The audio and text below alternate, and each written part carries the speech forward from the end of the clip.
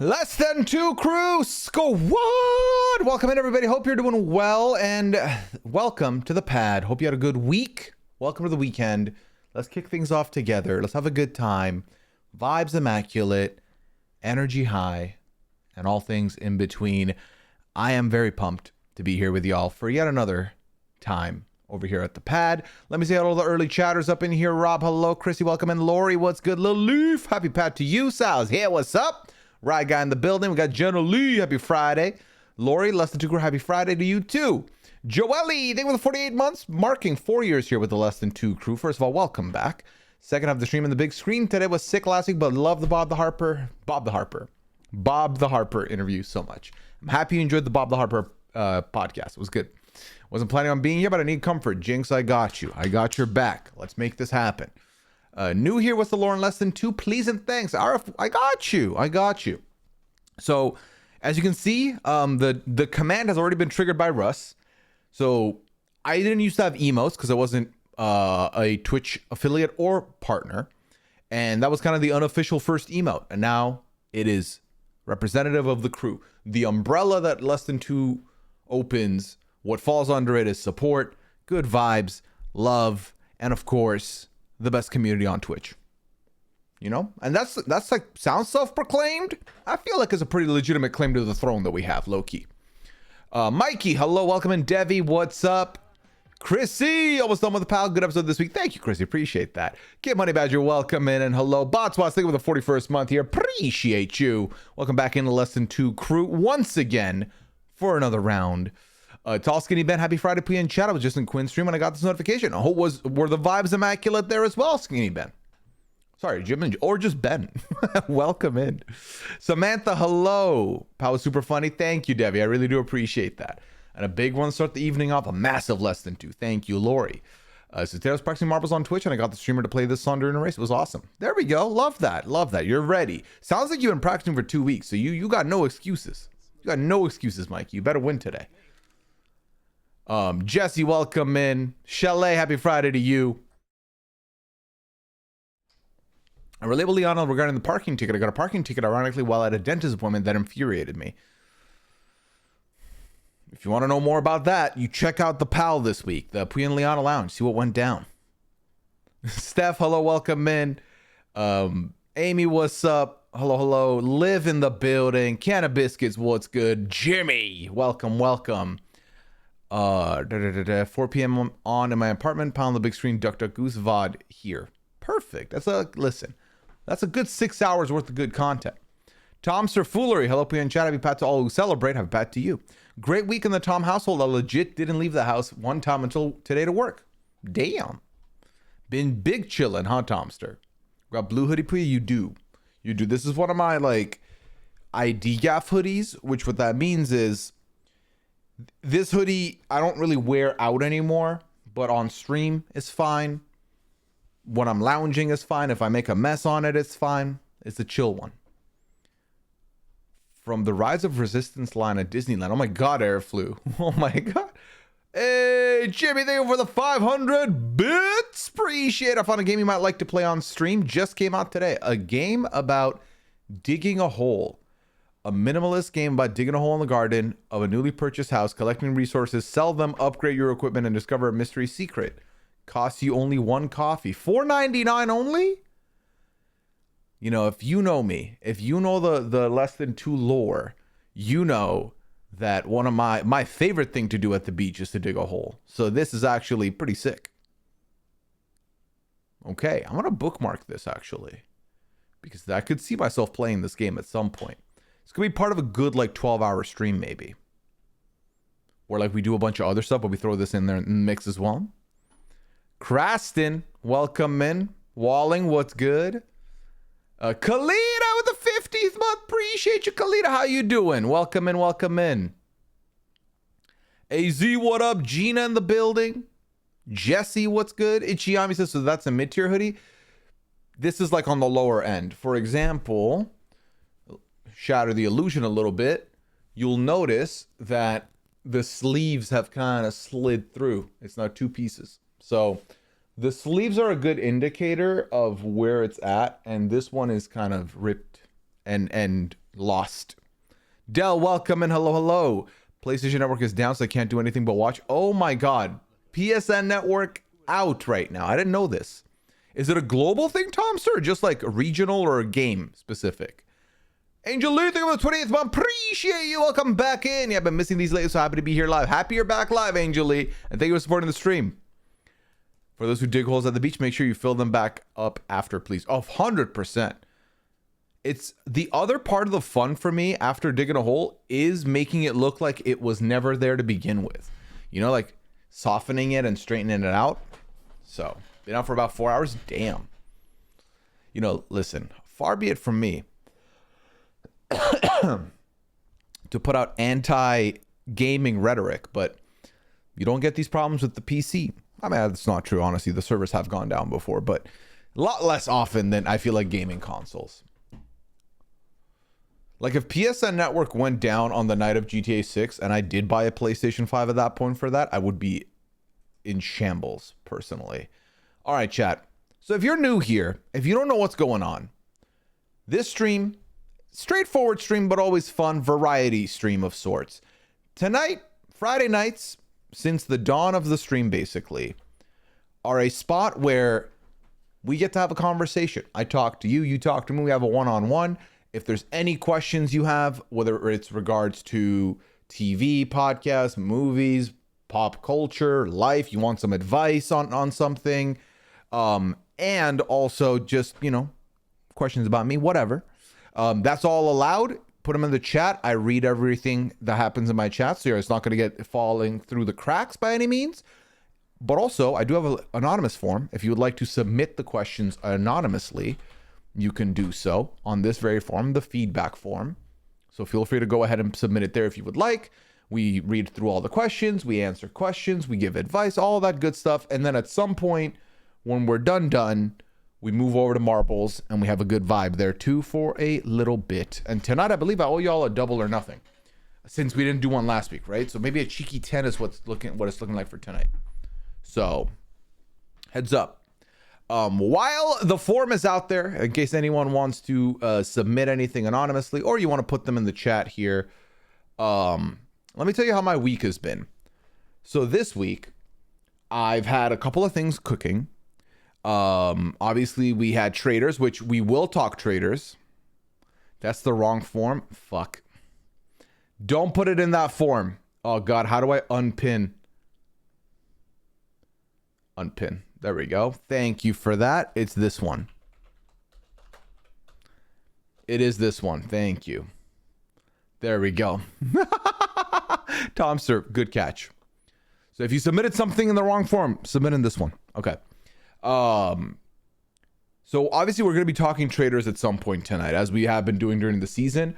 But I would say refrain from putting any Traitors conversations publicly at the moment, until we get into the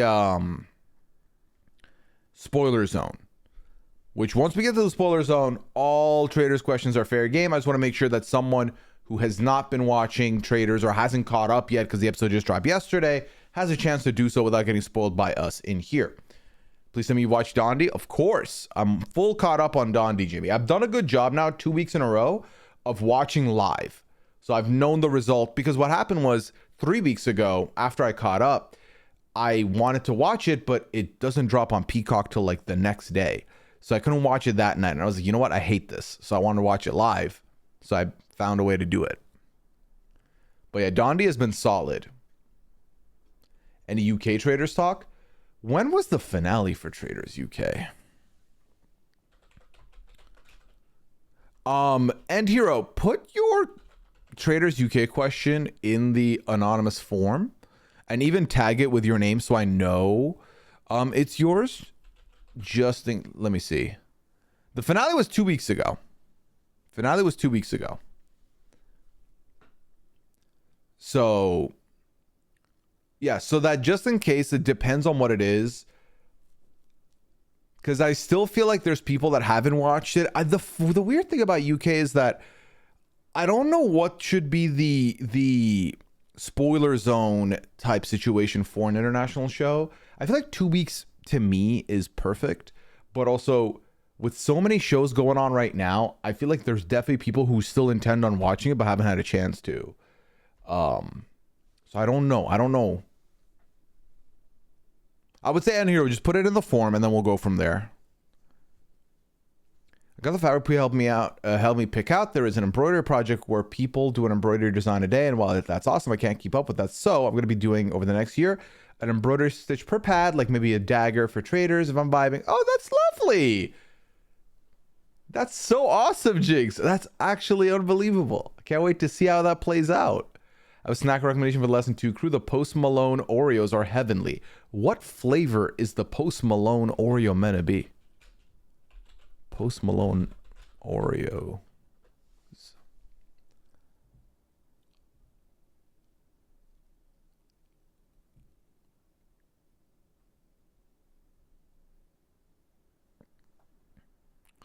Okay, so I see they're available. I just don't see what the flavor is. I'm going to watch it, but I haven't yet. Yeah, that makes sense for Traitors UK. I definitely understand that. I would love a spoiler warning before UK chat. Yeah, see, I don't know if we're necessarily going to go down the UK rabbit hole, but I want to see what N Hero's question is. Because if it's like a format question or something like that, then that's something I could answer, no problem. That sounds gross. Well, I feel like Post Malone. Oh, God. I feel like Post Malone, just sight unseen. Without seeing what the flavor is, you're like a little skeptical, but it does look tasty. Does it get one high? I don't think it's that kind of an Oreo. Swirled salted caramel and shortbread? Yeah, I could fuck with that. Not the Post Maloreos. You know, Kim, I was trying to think I was like, there gotta be a way to say this and market it. But I'm excited to have a reason to do it. That's sick, Jinx. I'm happy to be part of it. I'm happy to see what it looks like. Post Malone taste. Am I congested? What's going on? Post Malone Taste Twist Oreo cookies are sweet snacks featuring never before seen swirled cream in limited edition snack cookies inspired by Post Malone. Swirled salted caramel and shortbread flavor is sandwiched between a bottom golden Oreo wafer and a top Oreo chocolate wafer. Oh shit, I even noticed that. Oh, might have to cop tomorrow. Did y'all know? I did know this, Cannon Biscuits. I found out based on the exit interview. Since I've been here in the last couple of weeks, and I mentioned on last stream that my mom wasn't doing well, I did go see her, and she's okay. She's gonna need home care, but it was nice seeing family and friends too. Thank you for feeling comfortable to share the update there, Jesse. And I'm happy you're feeling good. I'm happy everything is good. Literally got congested as soon as I settled in for the pad. That's literally me, Nicole. I've been fine the last like 5 hours. No issue. Suddenly now we got some problems. I don't know what's going on. All right. Let's see. Where's the format?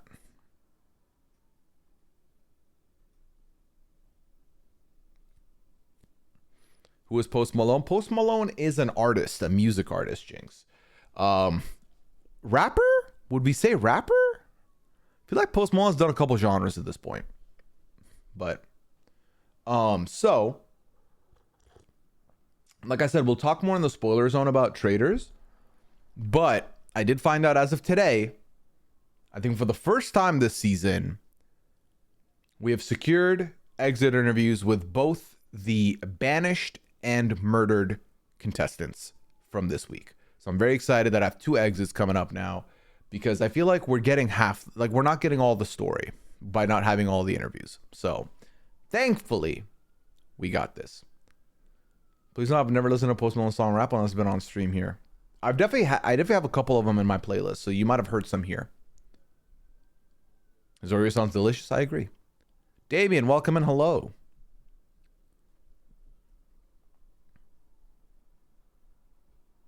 Hopefully it isn't just this week. Fingers crossed. It's the hardest thing. I really genuinely, if I'm being open with you all, I've been very much surprised with the lack of interviews we've been getting. I don't know what it is about Peacock. I wouldn't even say it's a Peacock thing, because, you know, the exit interviews for like Deal or No Deal Island, we're seeing them, right? They're getting all of them. Part of me feels like the Traitors is bigger, and like they don't really not really make an effort is wrong, but I don't know. I don't know what it is. All I know is I feel like it's a lot harder to get the interviews with this show than the other shows. So I don't know, because I've been seeing, like, then that's the thing, I've been seeing content, like in-person content interviews with like some of the contestants that are still on the show, contestants that are out of the show. I'm seeing them make their rounds, do like, you know, video pods, video interviews. I literally saw like 3 TikToks today of like content creators interviewing Brittany, interviewing Carolyn in person. I was like, I don't know. Could it be that some are more willing to be interviewed than others?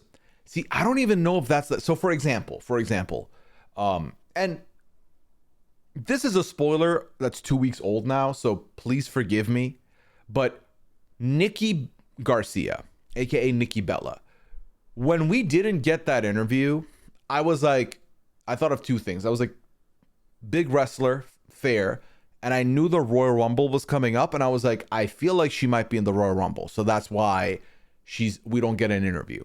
Sure enough, Royal Rumble happens. Boom. Nope, we didn't get an interview, RHV fam. That's the thing, Red Wings, is that when we got the Bob Harper interview. That was on Friday, right? That was last week Friday. And at that point, we did not get a Wes one. And at that point, I was like, oh, I guess he's not doing like press day, because he had just been like at an event in, I think, New York maybe. So I was like, okay, maybe that's what it is. And then when I saw Mike did an interview, I saw Sharon do an interview, I was like, huh, what happened there? And I was like, maybe we didn't push enough.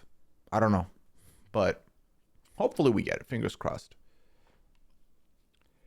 He did do the social game pod, but I mean, that doesn't impact or change our interviews for. So like when you for a lot of these shows, you're free to do other stuff. You just have to get clearance if you're talking about, like, if it's an official interview. So in the social game, I haven't listened yet. In social game, it was it was not necessarily a sit down talk about Traitors podcast. You know what I mean? Nope. Not. I told you about the OG Mole season 2 Archie, but it ain't happening anytime soon. Nikki on her podcast went in depth about Coffin. Roundtable episode is worth checking out. I definitely should do. Yeah, those dropped, Amy, I think yesterday, day before.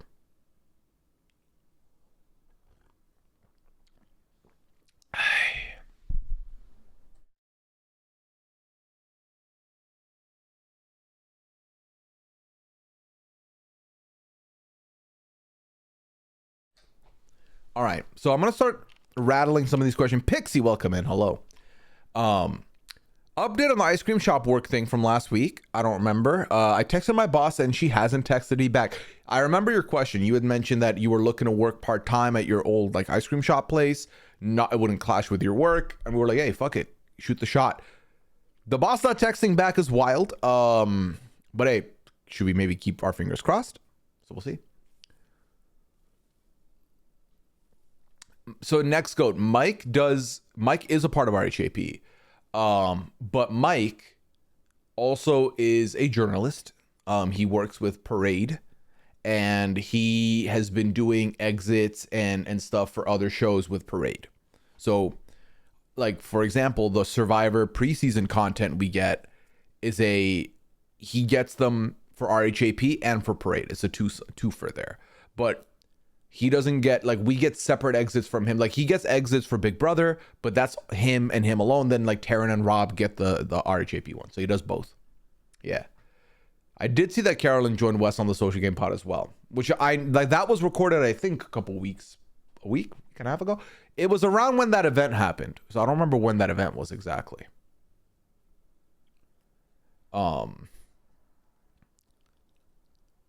You forgot. No worries, Amy. Hey, Guillaume, what's up? Hi, Pooya and crew. I just came home after a night out tonight. 4 a.m. in Paris. Damn. I just want to say I enjoyed your Traitors podcast and Pals podcast. I will check out on this VOD tomorrow because I might fall asleep. Well, Guillaume, I hope you had a great night. Hopefully it was a good time in Paris. It is 4 in the morning, so I completely understand if you doze off, but thank you for feeling not the need. What am I looking for? Thank you for coming in with that lovely message. I really do appreciate that. And I'm happy you're enjoying the content. Do we know when the Survivor draft is? I think rule of thumb, we don't have a date at the moment, but my assumption is always because it premieres on a Wednesday, is that Monday is kind of the time in my head I've got booked off for that, you know? I feel like Mike is as much a staple of Survivor at this point as Jeff is. To the online audience, 1000%. Like if you're even a casual that seeks out exit interviews and stuff, you're gonna know who Mike is to a degree. You know what I mean?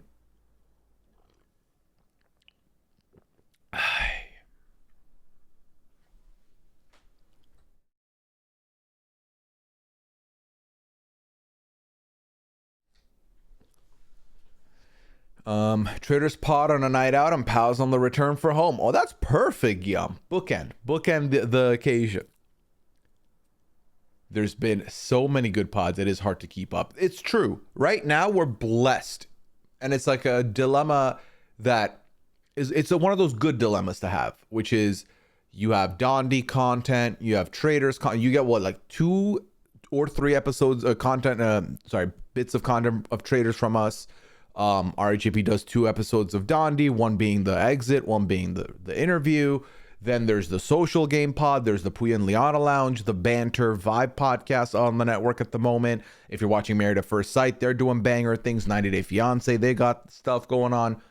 Obviously, you got your weekly Renap, you got your News AF, you got now the weekly Big Brother off-season pod that Taryn's doing, which I did Big Brother 6 yesterday. And so many more. Married at First Sight. Did I say Married at First Sight? Mess Magnets. So yeah. It can be, there used to be a time once upon a time, I mean, you could ask some patrons this too, where we would just listen to all the podcasts. You can't do that anymore. I used to listen to podcasts of shows I would never watch. Like not even I watched a little or I'm aware and like keeping an eye on it. I would just listen for vibes. But not anymore. I don't have that time.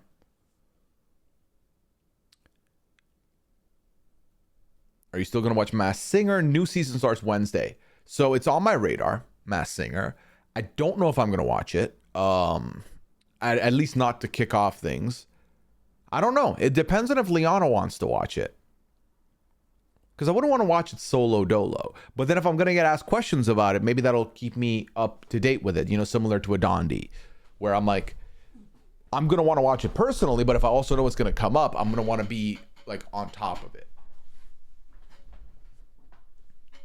When is the premiere? The Survivor premiere, folks, I believe it's February 26th. I think you can quote me on that. Yeah, February 26th.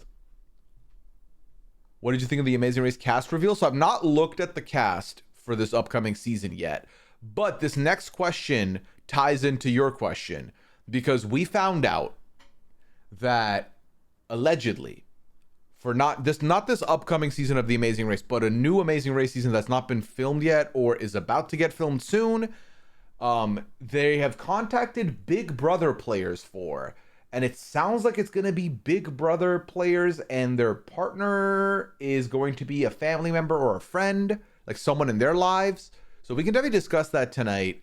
Maybe even talk about who we would like to see and stuff like that. I think right out the gate, you cowards, put Izzy on TV again. Okay, give me Izzy and Paige immediately. Immediately. Are you watching Love Island All Stars? There are no RG podcasts on it. There aren't. I know that Scally and Kirsten don't do UK coverage. May, how has it been? I feel like we check in every week now, May, and I ask you how it's been. Because I've been seeing more like meh things about it.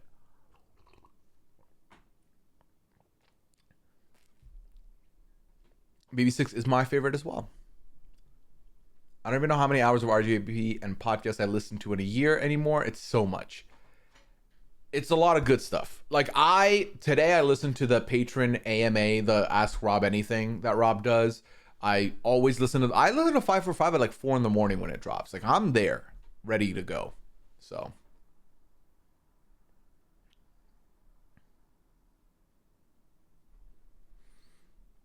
Um, I have sources that Jen Johnson is on the season. I saw that someone, I think Sharon tweeted that actually, which that would be sick.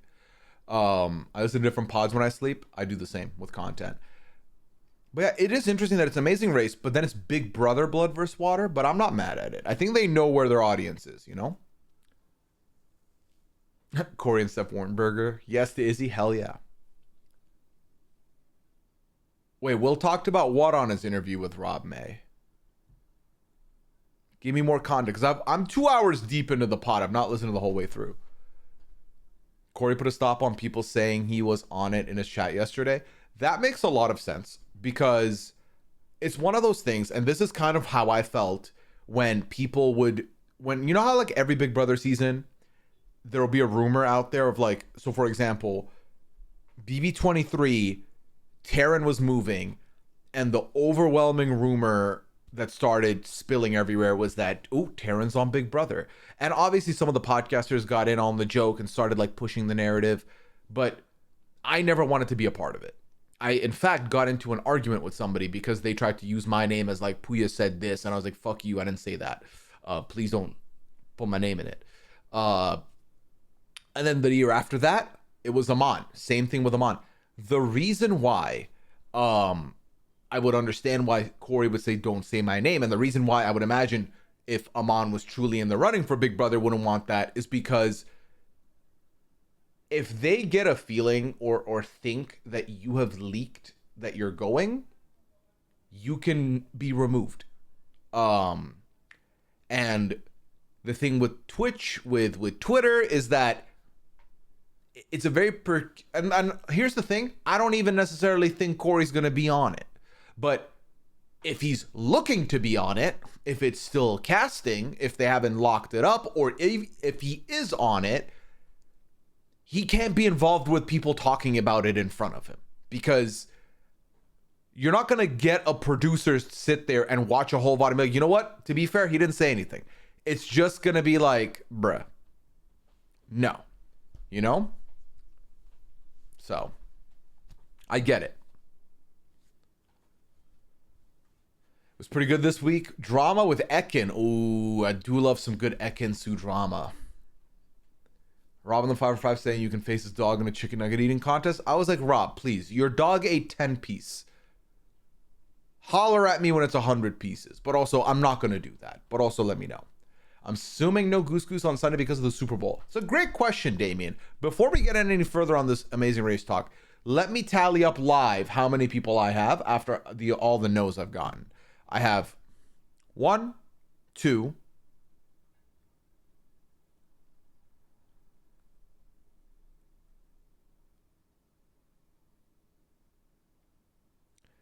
I have 6. So no, I do not think we will be getting a lobby together. Because this is 6 amongst like, I think 17 asked. So it's not looking good at all.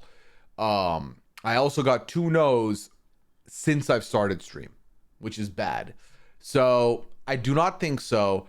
I still was considering going live. Don't know what I would do.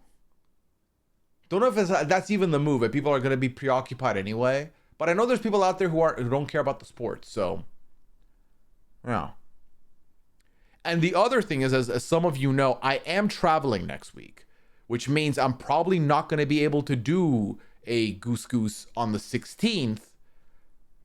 But I don't want to be gone for 2 Sundays straight. So I got to figure my shit out here. It's a bit of a tough one. All right, where was I? Also heard Tucker and Jagger on it. There's no way Tucker's not on it. You know what I mean? There's no way they're not going to try and get Tucker on it. Speaking on the 5 for 5, are you taking up Rob's challenge to go head to head with Carmelo the dog? If it's 10 pieces, I'll get demolished because I feel like Carmelo the dog's going to eat in one bite. It's like the 1 bite challenge.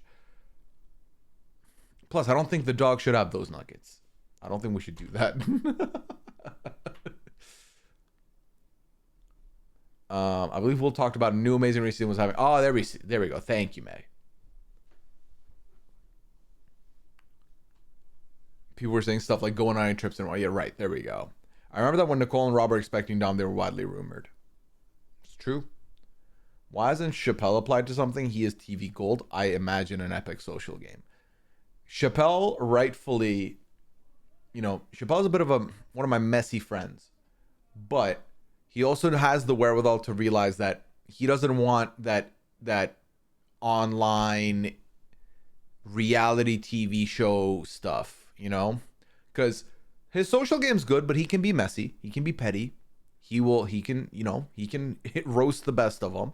But I think also, I think for a lot of us, we saw how, like, we know how it feels rooting on our faves. Like, you saw how everyone was with Asia on the show. It was a lot. And I think part of him doesn't want to be involved in any of that. Remember, just because you're a good character doesn't mean you want to put that on display. This might be as close as you'll get Chappelle on a reality show is talking about it. So I don't know if anyone has asked, but when is the Pooya TV 24-hour Twitch channel starting? Oh my God, did I not see? Yes, Jimmy, that's no one has asked, first of all. I saw Dan Giesling has that, right? Where it's just, I'm assuming his VOD's on a loop.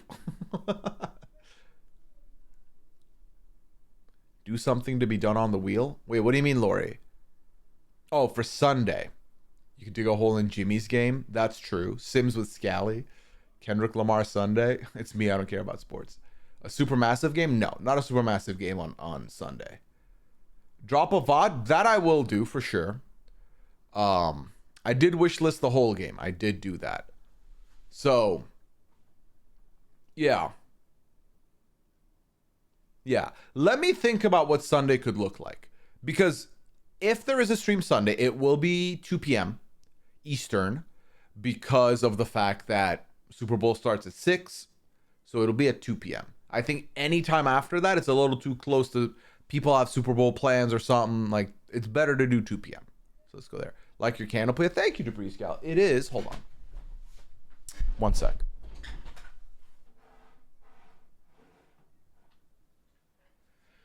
It is Crystal Marine and Topaz. Elegant Scents.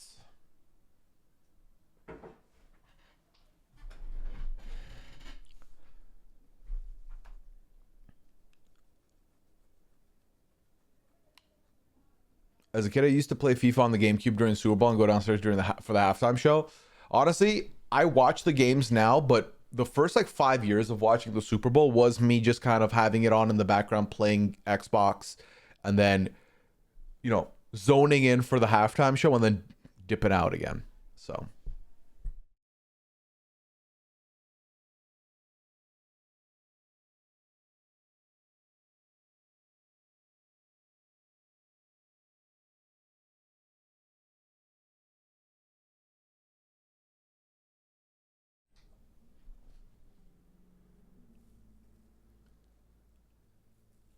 How do you think Joe from Dondi will do? Remind me what the Dondi Joe Nugget bet is. I don't know about that, AZ. I don't know if I would end up doing that. You could do your GGD VODs. See, I feel like you could do a Hitman video. I missed those on YouTube. What, the continuation of Hitman? Just jump right back into it and do that? Yeah, I don't know about doing a VOD channel because, ultimately, the VOD channel would, Pooya TV channel would kind of be just farming ads, if anything. And I don't know if I want that. I'd almost rather have them live on the YouTube channel as their dedicated space. Yeah. Yeah, it's a $10 candle I got from, what's the winner's equivalent here in the States? Shit, what is it called? TJ Maxx, from TJ Maxx. I love TJ Maxx. Well, thank you, Lori. Appreciate that. Yeah. Joe has to eat 50 nuggets because he lost a bet. That's light work. 50 nuggets is easy pickings. You could do, I'm pretty sure... Now, I hope this isn't revisionist history. I'm pretty sure I did the 50 nuggets, about a 50 nugget point, within the first hour and a half of the 100 nugget road. It's the remaining 50 that took way longer. Gotcha, AZ. I appreciate all the suggestions, chat. I really do.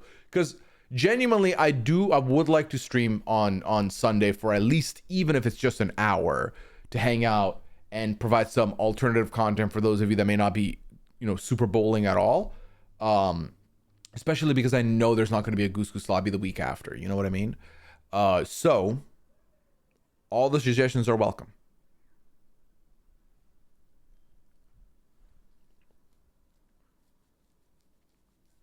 All right, I'm catching up with you now. Cat put it in the emote. I did say that thing. That is true. But imagine how much iced tea he will be obligated to drink while eating the nuggets as well. It depends. As long as you got sauces, you don't even need that much beverage for that. Low key, chat, I don't think I could clear 50 nuggets anymore, let alone 100. I don't think I could do it. I know I did 4.5 years ago. I don't think I got it in me to do it again.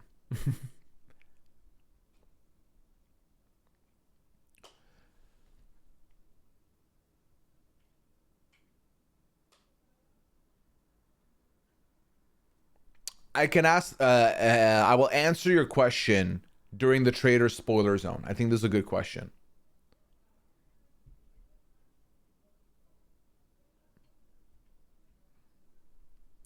All right. I'm caught up with y'all now. This is good, chat. And what's the next question in the form? Traitors question. Are you getting... Yes. So as I mentioned earlier, we're not in spoiler zone yet, but we've secured an interview with both the Banished and the Murdered this week. You could do 100 nugs easy. You are twice the man now. AZ, I've done the 100 nugs. That's the thing. I've done it before. I don't want to do it again. If you left a box of nuggets on the counter, would the cats try to eat them? So, interestingly enough, Nicole, what's happened in this house before is I've made chicken. I do make a good chicken in the air fryer. And I don't like sealing it immediately because I don't want the container, the Tupperware, to have condensation in it. So I'll leave it so typically I have a method that I do now, which is I'll put them all in a big bowl. I'll put aluminum foil on the bowl. I'll poke holes in the aluminum foil, and then I'll cover that with the microwave cover, the cover you put your food under in the microwave. I put that over top of the bowl. That way the air will release. It won't stick, it won't condense, and it lets the heat out, and it's safe. The cats can't touch it. However, there's been a couple instances where I've not done that. Instead, what I've done is I've put the lid of the Tupperware, instead of it being square, sealed, I put a diamond formation so that there is some gaps for airing out. And I have found chicken thighs on the floor. I have. So, unless it was a big-ass mouse, it was definitely Clam the Bandit that went at the food. I'm trying to see if I have cat updates for you. I do not think I do. Nope. No new cat photos for you, chat. Unfortunately, it's been a slow week over here. Actually, I do have this photo of Clam, which looks like CCTV footage of someone stealing something. When they're like, have any news on this person would be appreciated. Here's the culprit. I got that. So, Pearl doesn't get into food mischief. Pearl could, but Clam is the one that jumps and is active. Pearl is a slower cat, a lazier cat. So if there's any food shenanigans, I'm assuming Clam is the one ballsy enough to get on the table or the kitchen counter to do it.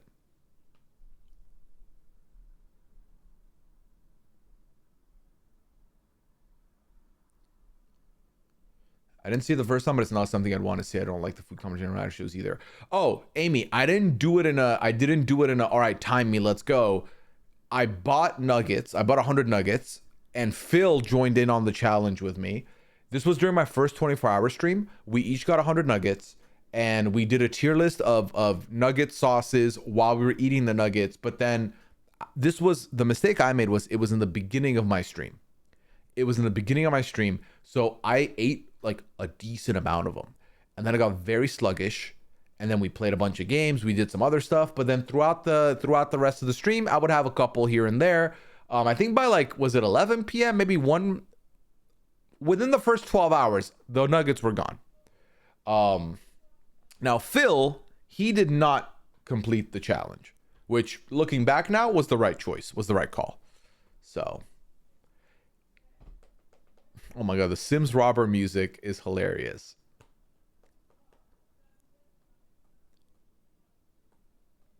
The record for eating the most chicken nuggets in 1 minute is 19, set by Leah Schutkever in March 2022. The nuggets weighed 12.42 ounces, which is equivalent to 19 McDonald's chicken McNuggets.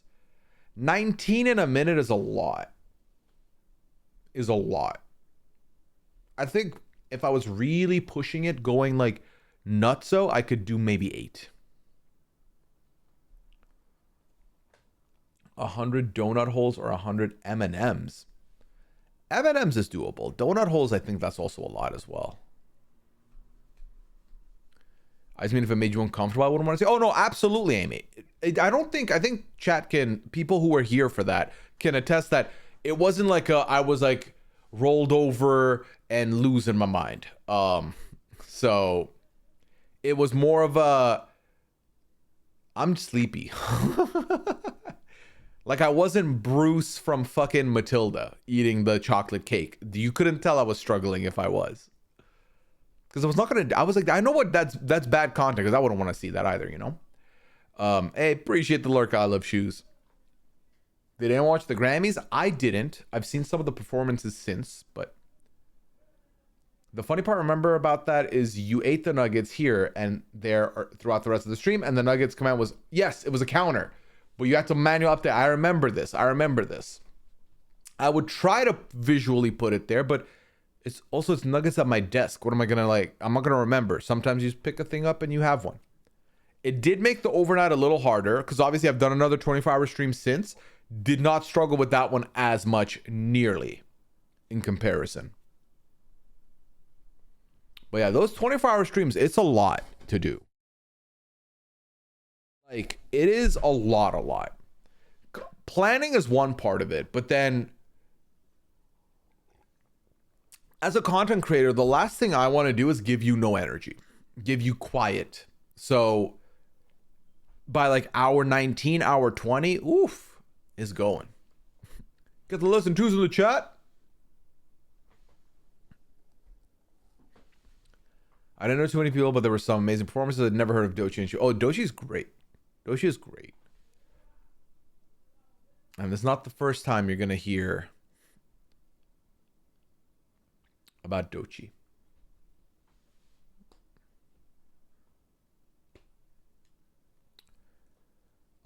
Question asker. Like I mentioned, I do have an interview with the banished and the murdered from this week.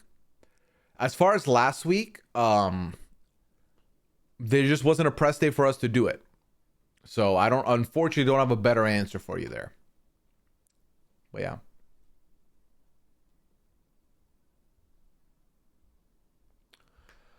All right, I think in 8 minutes-ish, we'll do the spoiler zone for Traitors. I think that's the move. So I'll say this at the top here before we even get to setting that up. Because the way it works for the spoiler zone for the Traitors is that I remove the chat box from over here, and then I ask you to do two things. I ask you to mute the stream and tab the chat. This is only if you don't want to get spoiled on any of the topics. And then from there will be a spoiler zone sticker on the bottom here, like a little ticker. And as long as that's on, you know not to unmute, you know not to open the chat. That way you don't have to leave and then come back. You can stick around but not get spoiled.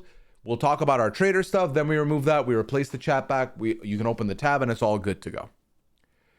Question from the Traitor spoiler time. Okay, sounds good. Let's keep that for spoiler time. Guillaume, remind me. Surprised he didn't do an Archie He did a lot of other ones. I don't blame Wes for it. I don't think it was he was like, I refuse to do one here.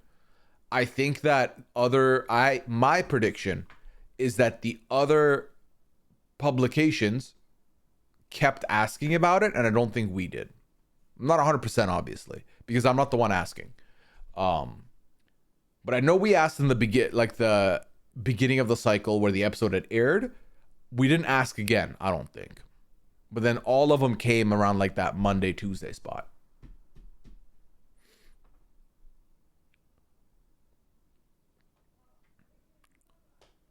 Not everyone see this all on the VOD. Sounds good, Jinx. Have a good night. Take care. Take care. I always forget one or two people, especially this season on US. Let me tell you this. I'm not gonna miss anybody, I don't think.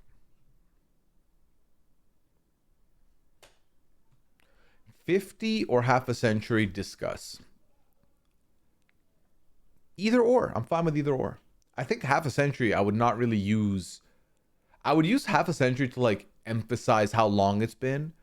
Like, for example, or if I'm going to be hyperbolic, if someone's like taking forever to reply to me, I'm like, you took half a century, you know? So.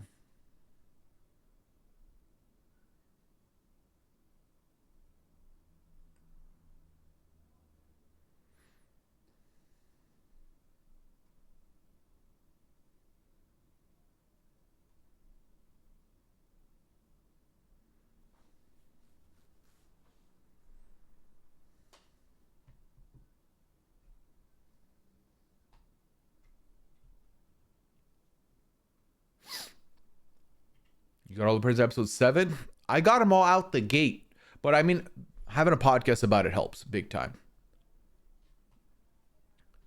I'm 50 years old next year. That is why. I would say 50, not half a century. I would say 50 in that measurement. All right. Next question in the forum.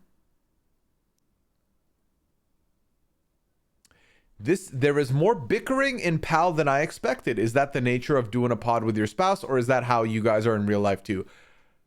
I wouldn't call that bickering. That's kind of how we are. But like, obviously it's a little more, I think being on a pod, it's a little bit more energy given. But yeah, it's more banter than bicker. I think the only times I would classify it as a little bit of bickering would be like maybe the hoodie discussion on the PAL this week. Yeah, no, it ain't bickering. Like, is it any more? Yeah, I mean, obviously, comparing it to like other pods, there's not a lot of back and forth like this on other pods I do. But yeah.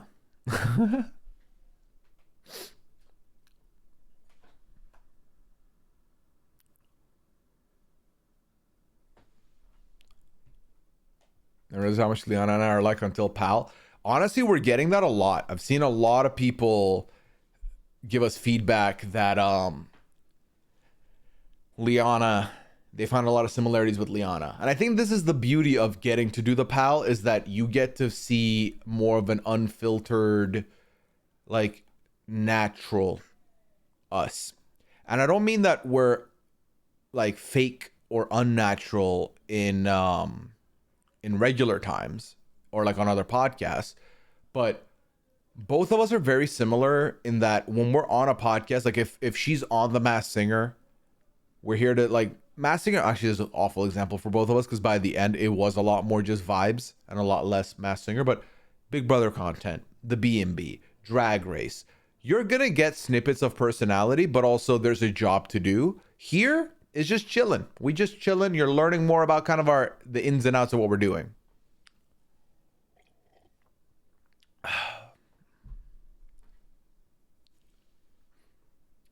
Discussing with passion. Exactly. It's called banter. It really is banter.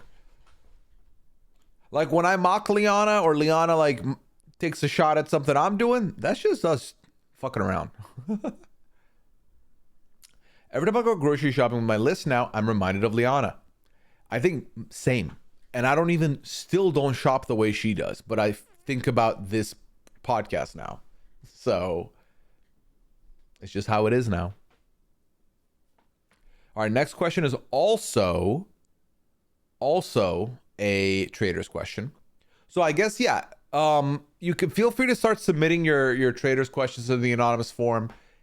If you put a non-traders question, of course, I will save it for post spoiler zone. We'll go from there. Alexa makes my list because I just have to yell it to her so it goes in her order. Oh, there we go. Will we get a pal from science episode focused only on science? We love to learn. I doubt it. Because this isn't like Bill Nye the Science Guy science. Like, this is stuff where once Liana starts getting into it, unless we're at her level, we're gonna get lost. And low-key, I would veto that episode. I think, could you expect to get stuff explained, scientifically speaking? Yes. But I don't think you're gonna get a dedicated, this is our science episode, or this is our, even the sports episode last week was not sports intensive. I think that's going to be kind of the way it is. Liana would have hated watching me do 50 laps around a small CVS today. She does not like going to the store with me. She does not like going to the store with me at all.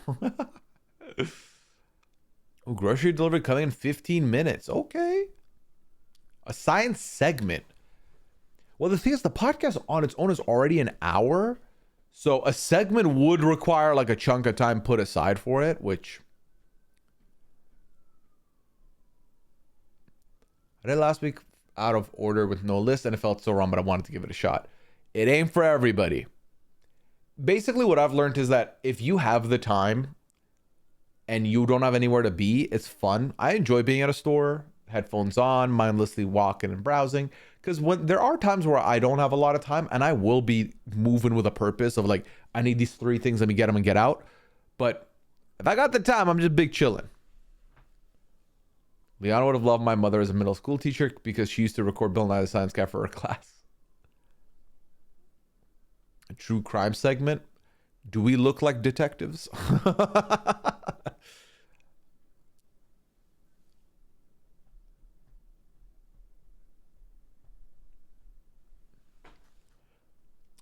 I liked when Liana brought up the "we listen and we don't judge" trend last week. It was fun because it reminded me of talking about trends with your friends instead of the vibe of someone staging a video to the actual trend. It was a fun take on it. Yeah, we without spoilers, we kind of did it again this episode. So I almost like it as a, oh yeah, here's a thing I want to share, and just share it by prefacing it with that. So that's good. So that is good. I introduced a new, not a segment, but I introduced something new, a new game this week, which I call the good with, take the good with the bad, where I presented a topic, for example, habits, and I named a good habit of Liana's that I like, which we didn't do habits. You pick a good habit of Liana's that you like, and then you then give them the bad. What is the bad that you're okay with? But because you take the good with the bad, you know what I mean? Like when you're with somebody, you're with them because for you they're your person. But none of us, we're all not perfect, and we're all not the same. So there's gonna be things I do that will get on someone's nerves or my nerves, vice versa. Nerves is extreme, but like, you know what I mean? Like just like, oh, I wouldn't do it that way, kind of thing. Saturdays are your pal catch-up day. Well, Mandy, a treat's coming your way tomorrow. You are the number one detective. Listen, factual. I am the best mind Goose Goose has seen when it comes to detective work. These are true, but I don't think my abilities on video games translates to real life. I don't think I got that in me. Once it becomes real life, it becomes a little too much for me. You know what I mean? Jay, welcome in. About right on time almost for a for the spoiler zone. We're getting there. Are you going to a Super Bowl party? Anyone? I'm going to be home with Liana. So us, no. But what are y'all saying for Super Bowl? I like Pal because you're able to talk about small things, but sometimes on the podcast, I wonder if one thing is going to be a real subject on your life, and it may be cringe, scared, or not unhealthy. I just don't want to see a relationship be less for views. Wait, let me reread this.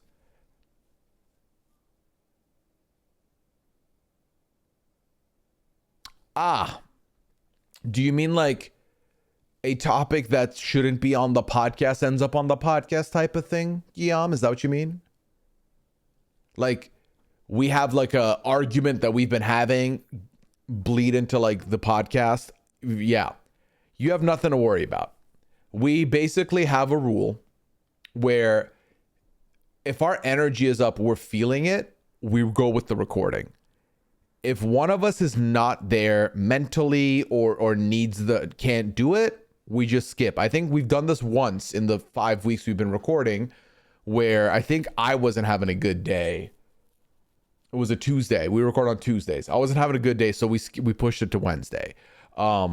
Additionally, we've had moments is plural, right? We've had like 2 instances in the 5 episodes we've run of a topic one of us brought up that the other was like, I don't think we should have this. Like, was like, no, we shouldn't put that on the pod. That shouldn't be there. We're like, all right, say less, we move on.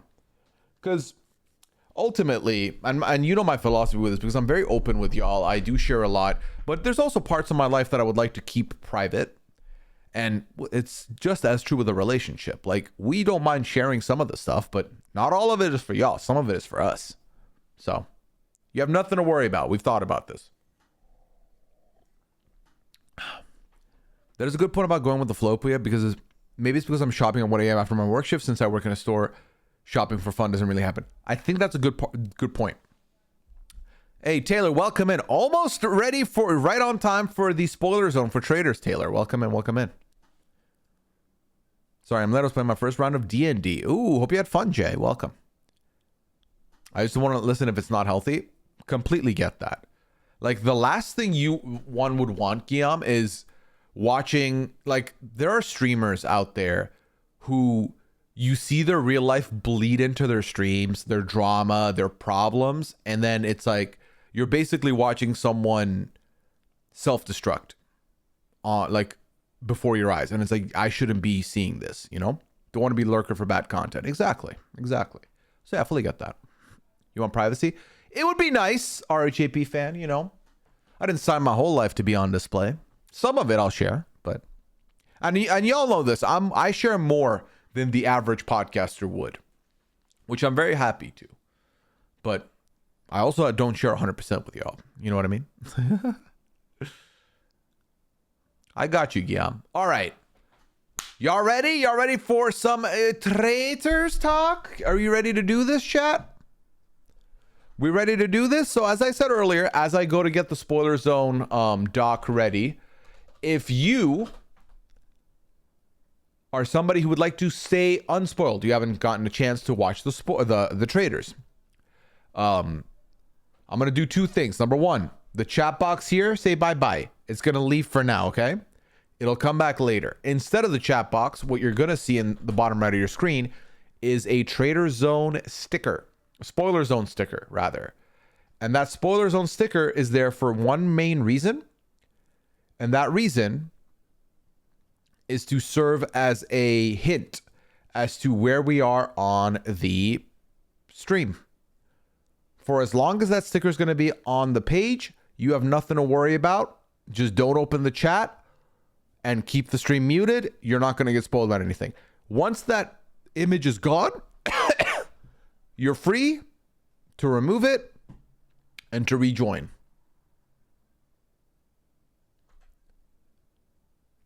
Okay, so as you can see, I'm putting it together right now. So if you just mute the stream now and close the chat, as long as this is in the bottom corner, you will see nothing, you will hear nothing, and you will have no worries in the world. And then when it's done, I'll let you know you can pull up back in. And there we go. I have a kitty in my arm and he says hello. Hello to the cat. Thank you, Guillaume. I appreciate that. I'm glad you're maintaining some privacy, but also sharing what is fun. Y'all are a couple. Well, thank you, Canna Biscuits. We are not a perfect couple, obviously. No couple is. But, you know, we are as strong as we are, and we have gotten to where we are because we communicate a lot. It's not been a perfect road, but it's been an amazing journey. Thank you, Amy. I appreciate that. All right. All right. It's spoiler zone time. So now is your last chance. Tab out, mute, and then we go from there, okay?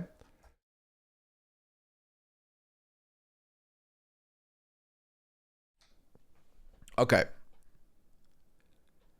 All right. Let me see.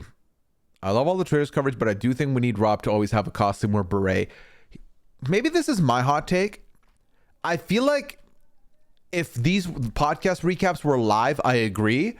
But because they're pre-recorded, like we kind of get on a call and we chill for a little bit.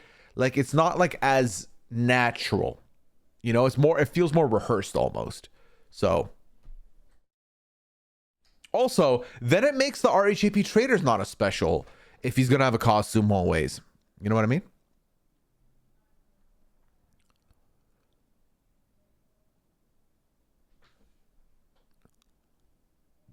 All right, let me catch up. All right, Traitors Zone, here we go. I know this is a hot take, but I'm not really a fan of the Traitors. AZ, that's absolutely fine. I don't think that this show is for everybody. I really don't. Like, if you're someone who is this big strategy head, the Traitors might not be the move. Can we get a copy of Alan's white wedding suit for Rob's use? Listen, remember this when RHAP Traitors 3 comes around and push it. Let him know. I have no thoughts. Good episode. Just hate that they tease the main event 2 weeks in advance. Bad from production. Like, hated so much. I agree. I feel like what they're trying to do, Taylor, is they don't want to spoil the results of the episode. They don't want to give away any juicy bits from the episode in the previews now, which I get. But what I don't love is the fact that they did tease the murder in plain sight for 2 weeks in a row. And my thing is, you can clickbait the previews a little bit or not use them at all, or just have the preview kind of be like random shots with like sound bites of some people arguing. Because obviously only 3 people had shields, right? So you don't have to play the audio bites of all like 13 people. You can play for like 6 of them, and that would be fine. So I don't think they needed to do it 2 weeks in a row, but I knew for sure it was not going to get solved last episode. All right, chat. I'm going to quickly get a tissue paper. I'll be right back.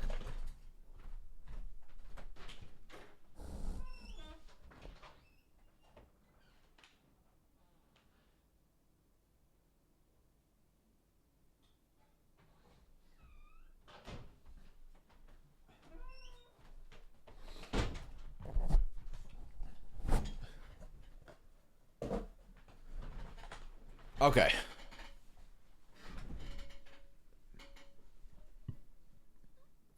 Where were we? Last week I was joking about Tom being the recruited traitor and then winning the game by himself. I could kind of see it a little bit more now.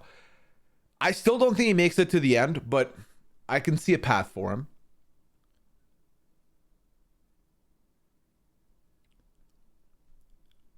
Okay, a lot of comments about Rob's outfits. Yeah, so I will have a Derek interview and a Boston Rob interview, both coming in the start of the week. Not the same day, though, so keep that in mind. If you see one drop, go to bed that night. You'll get another one the next day.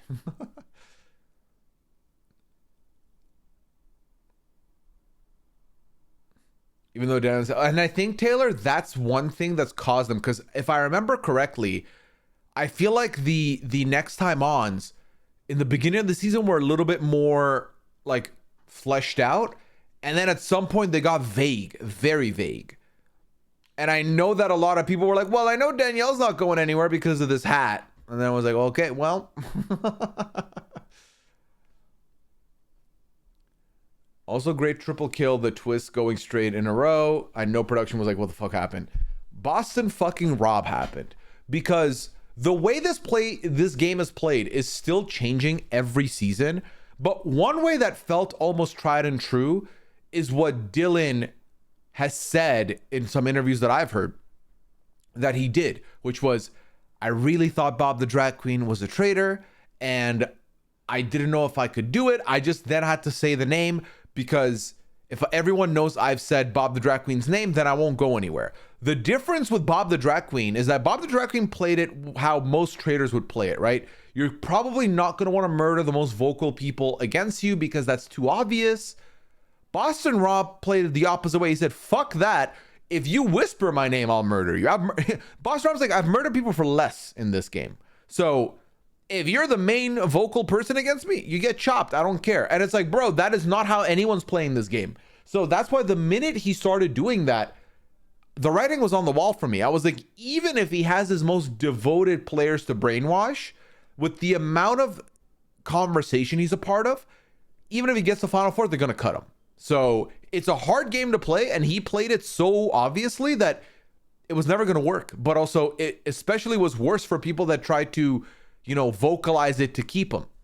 Because some people, some traitors, if you figure them out, the move is to not say their name and you know, simp up with them. You know, kind of be there. Oh my God, you're a king, you're a queen. Everything you say is gold, and I don't know what to do without you. They're like, oh my God, I'm marinating the fuck out of him. Perfect. I'm not going to murder him.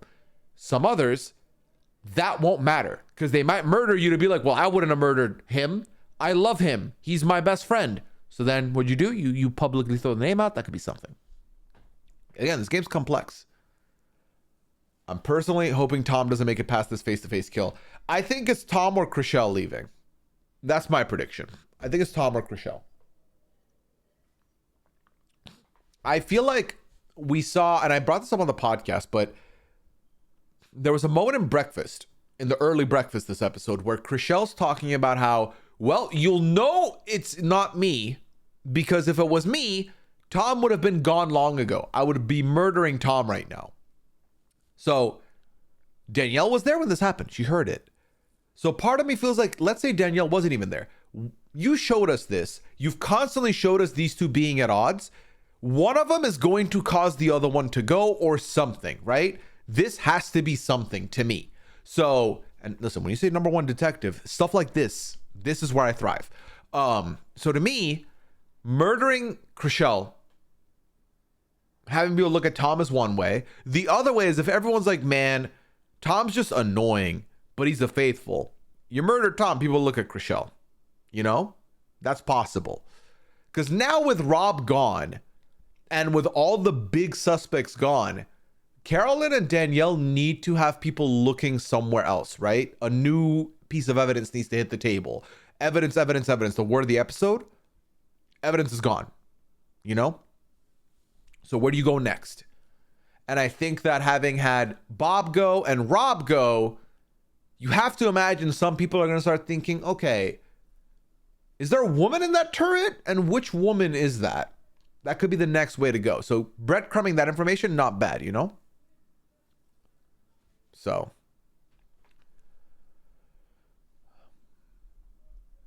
Mama Fee went on live and her opinion was last night was the best episode ever. I think last week's episode was more epic.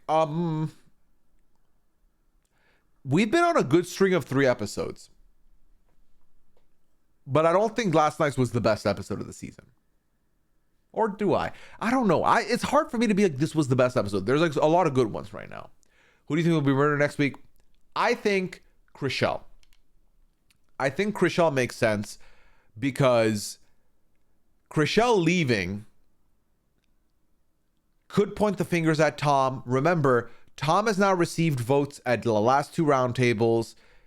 I feel like people have banished people for way less, and while Tom did get celebrated a little bit for this, I think with the Chriselle departure, all it needs is for someone to be like, was that traitor on traitor?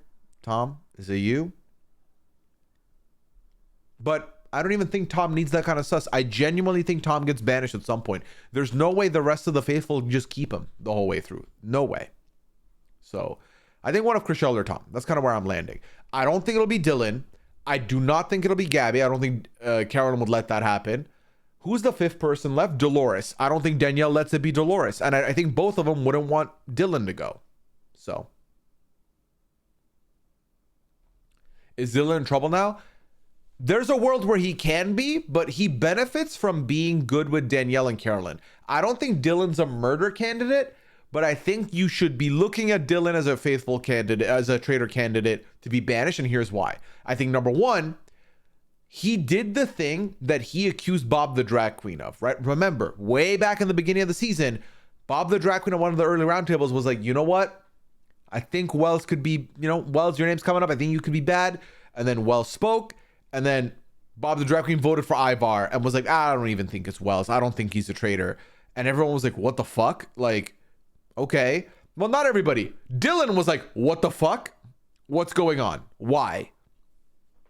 And then pointed at Bob the Drag Queen. So if anyone remembers that, they could be like, aren't you doing the thing you accused him of? That's kind of weird. But then the other side of that is he very much was like, I do not think Rob is a traitor. So I'm not voting that way. And then people could be like, wow, did you know, or were you doing that because you're just trying to protect him? Because let me tell you, if I find out a faithful is so close with a traitor and it's also being like, nah, that guy's not a traitor. Even when there's evidence, even when a literal faithful told them, hey, these two are the traitors, and he still didn't vote him out, that's suspect to me. Because even if you're a faithful, you're playing selfishly, which you should, but I'm also selfish, and I'm not going to let you play a better selfish game than me. Absolutely fucking not. So, you gots to go. But I don't know. All of that being said, I still think there's a world where Dylan survives longer because he has the faithful, the traitors that he's working with. I think he still has good relationship with other people, like, with Brittany a little bit. His relationship with Gabby's gone, so we'll see how that goes. But he seems to have some good rapport, but now without Rob, he might be floundering. He might panic, so that could fuck him up. We'll see.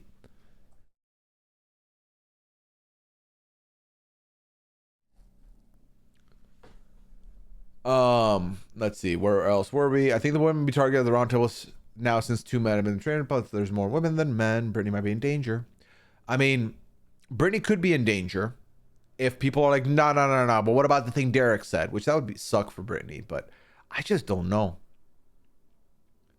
I feel like the show started becoming a little more predictable with Rob there because you kind of knew what he was going to do. Now with him gone and with Carolyn and Danielle having a tumultuous relationship, who the fuck knows where we go here? It seemed like from the next time on that it was a shocking victim, maybe someone unexpected. I will say, of the 5 people, when they turned their heads around, Tom looked like he had the biggest reaction, but also Tom is a bit of a fool, so he might have turned around and be like, wait, Alan, are you a traitor? And Alan's like, no, dumbass, you didn't get murdered. Go back to bed. You know what I mean? So I don't even want to say it. I think it's Tom based off that, because it's Tom. Who knows? But I still think it's one of Chriselle or Tom. Tom only piggybacked info from others. I mean, the fact that they keep talking about how Tom has had 73 theories and stuff, like, I don't think Tom gets the credit for this one. And I loved getting the confession where Tom was like, they're finally respecting me. I was like, are they though? Because I feel like they're going to disrespect you by voting you out. So, Chriselle gets murdered. Y'all get out Tom. Easy pickings. Cat said when everyone's turning around at the end. Yes, Tom had the biggest reaction. Exactly. With Sam and Ivar, we're up for murder. I've softened up to Sam. Ivar can still leave for me. Although the moment where Gabby talked about Ivar like he wasn't in the room was so good. Ivar's still giving me nothing. Brittany talking about him is the best thing that's happened about Ivar this whole season. But I'm softening up to Sam. I still don't want him to stay over a lot of people in the manor, but if he ends up being endgame, which it starts to feel that way right now, we'll see. Rob accusing Britt is so bad for her game right now.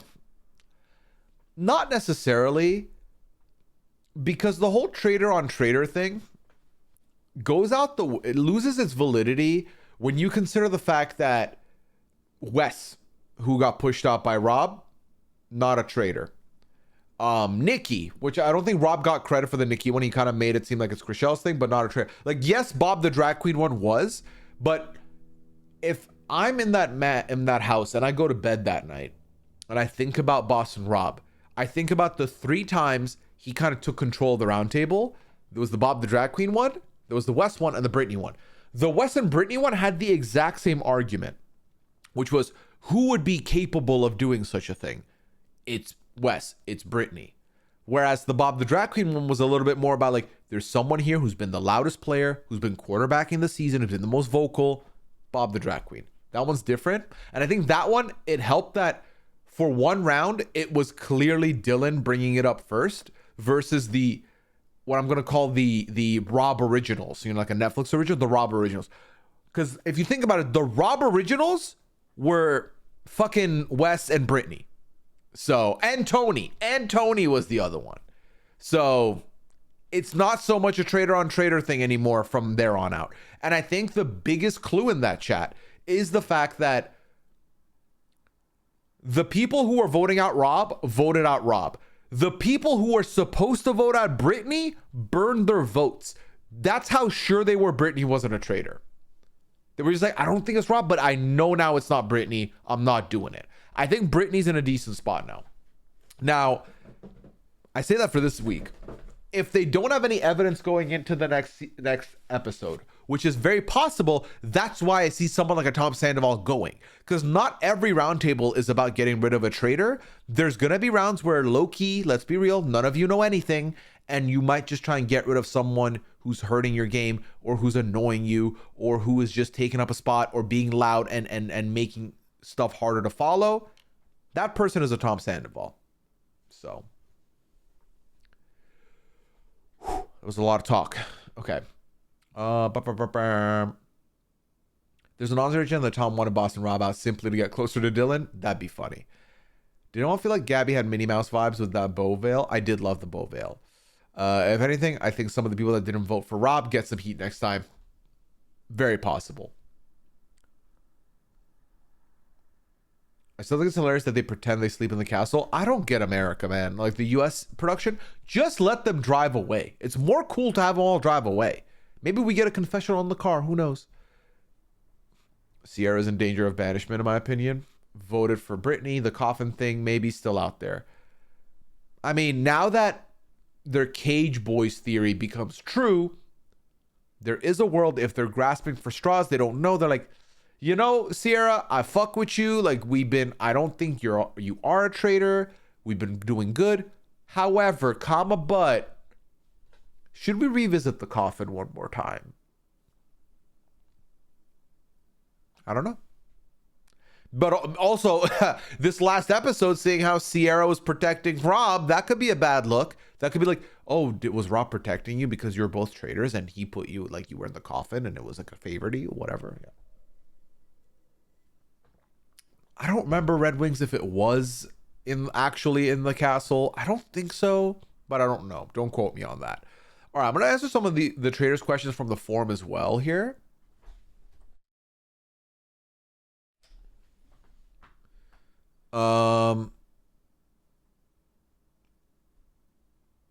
Okay, let's see. I feel like the pattern emerging and the safest route to the end of a traitor's season as a faithful is to be wrong and somewhat loud and a bit lucky. This archetype seems like the most common faithful at the end. Even if they don't win, the game seems to encourage being dumb or acting dumb. What are your thoughts? The problem with that is that if you are loud and lucky and dumb, yes, the luck part is you not getting murdered or banished for being loud and dumb. But by nature, if you are loud and wrong and you're not saying the name of the traitors, yes, you're going to be kept to go in long game.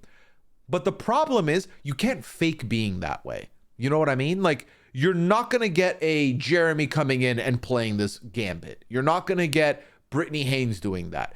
It has to happen naturally. Think of every single faithful you can imagine that has made it to the end game of a Traitors season who has been loud and wrong, right?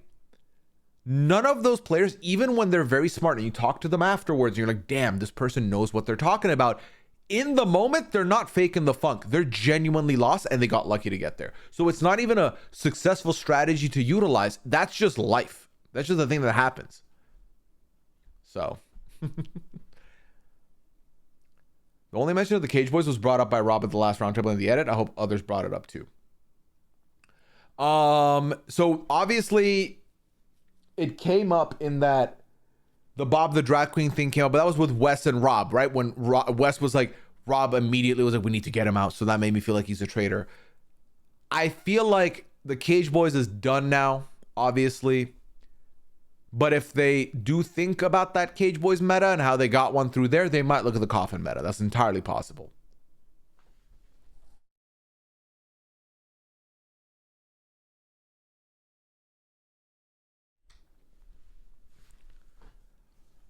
Do you see Wes interview with Bananas talking about his burned vote on Ivar to keep both, Bob the drag queen as a traitor, and you're probably tanked his game. See, here's the thing with having a traitor angel. I think that you can't have a traitor angel that early. That's just not feasible. Even people now, I've seen a lot of people argue that, oh my God, but Dylan was trying to keep Rob because Rob was his traitor angel. I think that in order to have a traitor angel, it truly doesn't matter that early, because in the event that something like this happens, where the person you're trying to keep so firmly ends up getting banished, because remember, you're one vote.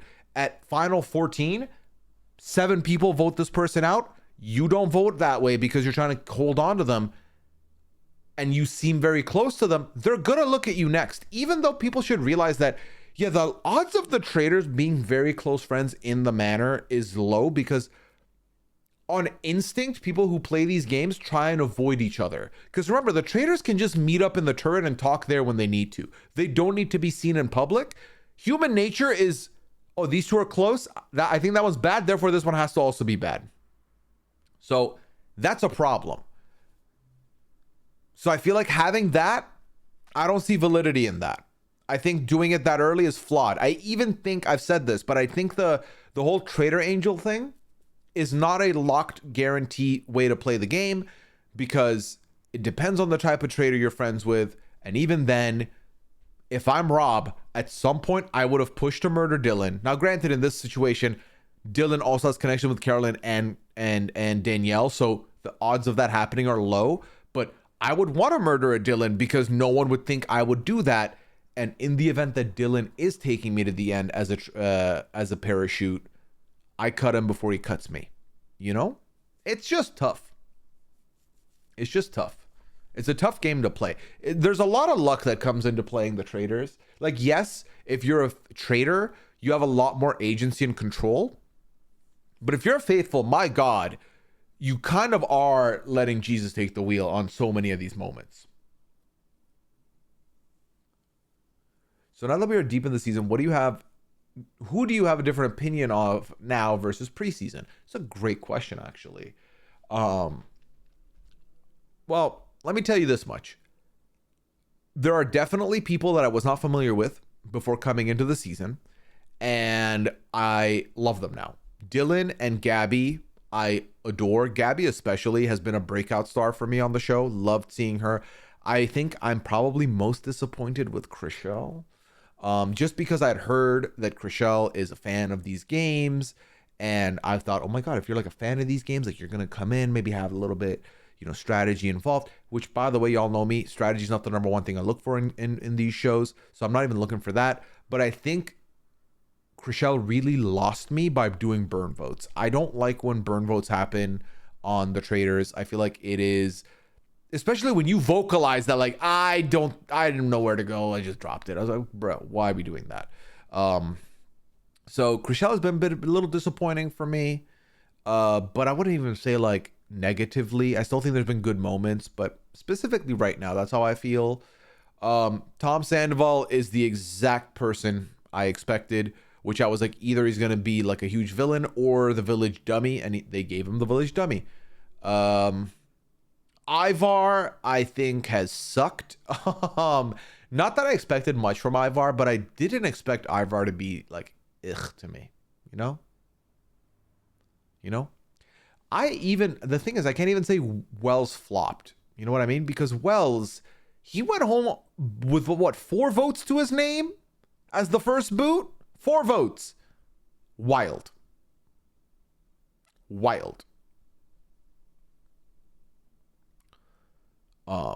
It's literally impossible if the traitor is at all decent. Exactly, Jeremy. It really is. It really, really is. Maybe your best bet is that you're friends with a faithful who ends up getting recruited. Like, that might be your best bet. But even then, you can't fucking play with that. I'm more worried that the incentive is not there for gamers to continue doing the show. Less and less strategic people apply long term. I mean, the US isn't the US is like, they recruit these people to play, these celebrities. And I think you go on the show to have a good time, because I'm sure these players are getting an appearance fee. And remember, most of these reality TV, like the Survivor players that they've gotten, all these winners or finalists, they've made some good money being on Survivor. The $250,000 prize pot, maximum cap, by the way, is only really going to be won by one player if it's a traitor who plays very selfishly and gets to the end alone. Otherwise, you're not even guaranteed. If you're a faithful, that prize pot is already automatically halved for you, right? Because you're never going to win as a solo faithful. So your best bet is to be a final 2 faithful, and you split it in half. So even at its maximum, it's a 125,000 cut. So they're not playing this for the money. They're playing this for fun and to win, because winning is fun. So that's really what it is at the end of the day. So I don't think anyone's going to be dissuaded now. And also right now, the Traitors is the #1 non-scripted show in the US. Easily. I don't think you're turning down the call if the Traitors come knocking, unless you're worried about reputation, as in like, you're like, oh, I'm going to flop, I don't want to do it. I think you're going to pick up the phone and do it. You see how much it's bringing views in. You see how much people are getting elevated. You're going to do it. Besides, even if all the gamers said no, I still think we have a fun show on our hands. That's the beauty of the Traitors, is I don't think the show needs all good players to thrive at all. I think the show can thrive with literally loud and wrong players, false accusations. I think the people who end up not liking the show as much don't like that there is no rhyme or reason to why people are getting voted out, don't like that people are voting out a faithful with no evidence and they're not getting punished for it. You know, Tony at the beginning of the season in Exits was talking about a format change. I personally don't subscribe to that. I don't think it needs it, but I recognize that that is one of the things that's causing the more strategy intensive folks to not get into the show as much, which is fair. But I think you got to look at it the way Alan looks at it, right? The way Alan hosts the show is it's a show first, game second. And as unfortunate as it may be for people coming in from the competitive reality TV scene, this is kind of like the WWE of reality TV shows, where it's not scripted. Well, I guess that's a bad example because literally WWE is scripted, but it's like there are storylines here. The pain is real. The acrobatic moves are real, but no one's really going to, like, you don't have all the agency, you know, like you can be the most technically gifted wrestler in the world, but if WWE is like, you're not winning the title, you're not winning the title. Obviously, again, like I said, this isn't scripted, but you can be the most skilled person, and because you're a faithful and because 3 people are sussing you, doesn't matter how clinical you play, you're not winning, my friend. It's just not going to happen. So it's not like you can't come in with all your strategy and be #1. Some people can do it because their personality allows it and they know how to play any game, like an all-rounder. And that's like a Suri. Even the best Survivor players that are not Suri, winners that are not Suri, I don't think can play the game Suri played. I don't think can win like Suri did. So, oof, I'm getting winded. I'm talking too much. All right, let me scroll down. Chriselle is herself. Yeah, I guess, like, I'm not saying like I don't like Chriselle's character. Let's be clear. I just feel like because, and I think it's because I had the preconceived notion that Chriselle was like a huge fan of these shows, and I assumed, my bad, made the big assumption that there was going to be a little more like strategy. I'm not feeling the strategy, which I'm fine with, but you know. Sierra, I had no opinion on Sierra coming in, and I'm warming up to Sierra, but it took a long time. I'm over the British politician casting archetype. Same. We don't need it. We don't need it. They really did think Ivra would be another John. We don't need it. Even John was played out by the end. I think if Danielle kept her word, this is Carolyn's game to lose. I agree. I think they're there for their appearance fees. Appearance fees and a opportunity to be on the biggest show biggest unscripted show in America. It's good. They're getting paid really well because of Grammy. Wait, what? Oh, because they won the wait, are you talking about like the award they won? MJC, welcome in. Thank you for the 46 month. Appreciate you. Hope you're having a lovely weekend. Just a heads up, MJC, we are talking Traitors spoilers, so if you wanted to tune out, I get it. But hey, if you've watched, feel free to stick around, of course. Welcome in.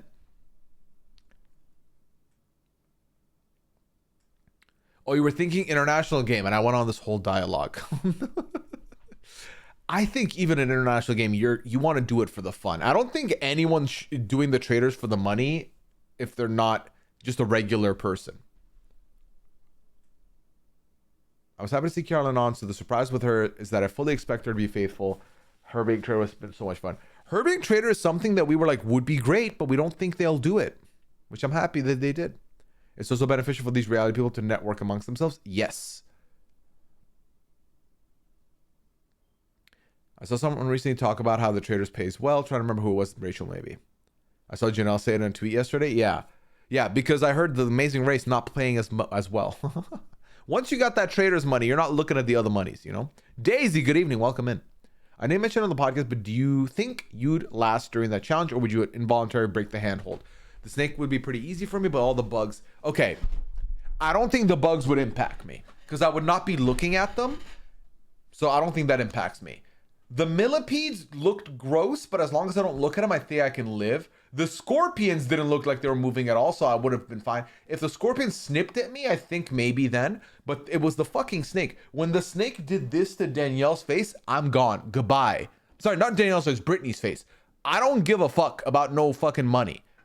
Like, quite frankly, I'm surprised Sierra did continue to do that, to stay in. Once Chriselle and Dolores said, nah, I'm sorry, I'm doing this for $4,500 that I might not even see. Yeah, goodbye. Give me the fucking shield. I don't need all this.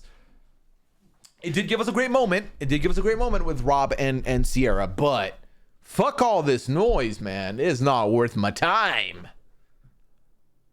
If we do only get big personalized and the best social player from CBS, I don't mind losing the strategist. We'll be fine, Jeremy. Because let's be real. This is not a show that strategy is going to get you to the end with. It can, but a lot of luck is needed for that. Because more often than not, it's like, how do I put this? With a physical player, you know, when you see someone jacked, you're like, oh, they're going to kill it in the challenges. That's kind of the vibe people get on these shows, right? With a strategic player, I'm sorry, most strategic players, it's on their face that they're always thinking about the game. They're strategizers. You can tell more often when a strategist is strategizing. However, the social players are often the people that people realize are threats later. And that's because a social player is just vibes. You're just hanging out, talking to people, getting to know them. That's why being a social player that has strategic chops is better, because if you're putting a social front, you can still do your strategizing and thinking of like moves to execute or whatever, and you can be safe in the long run. But with the Traitors as well, when everyone's looking for like suspicious maneuvers, I feel like a strategist, you can tell they're thinking, you can tell they're scheming, especially when you're someone like a Dan Giesling who's not talking as much. You're like, bro, if you're not talking this much, it's because you're talking in here. That's strategy. So, Quake, the Kelly and Taylor Hale Faithful Final 2 next season is going to be wild. Oh my God, imagine though. Sign me up. I'd be here for it. I think Rachel may have talked about it also on Reality Steve's interview with her. She said Derek never won any HOHs on a season. I didn't think it sounded right, and it's not. He won 4. Yeah, 4. All right, let me catch up with you, Chad. I feel like I'm falling behind. Centered pretty well, but ultimately she was a faithful. Yes. You meant Emmy. Yeah, I get what you mean. What's the wedding that you and Liana would be like, likely to be on a guest? Oh, of the 4 pairs? I mean, listen, put me in the Brittany and Danielle wedding. That's where I want to be. Easy, close second place, Carolyn and Gabby.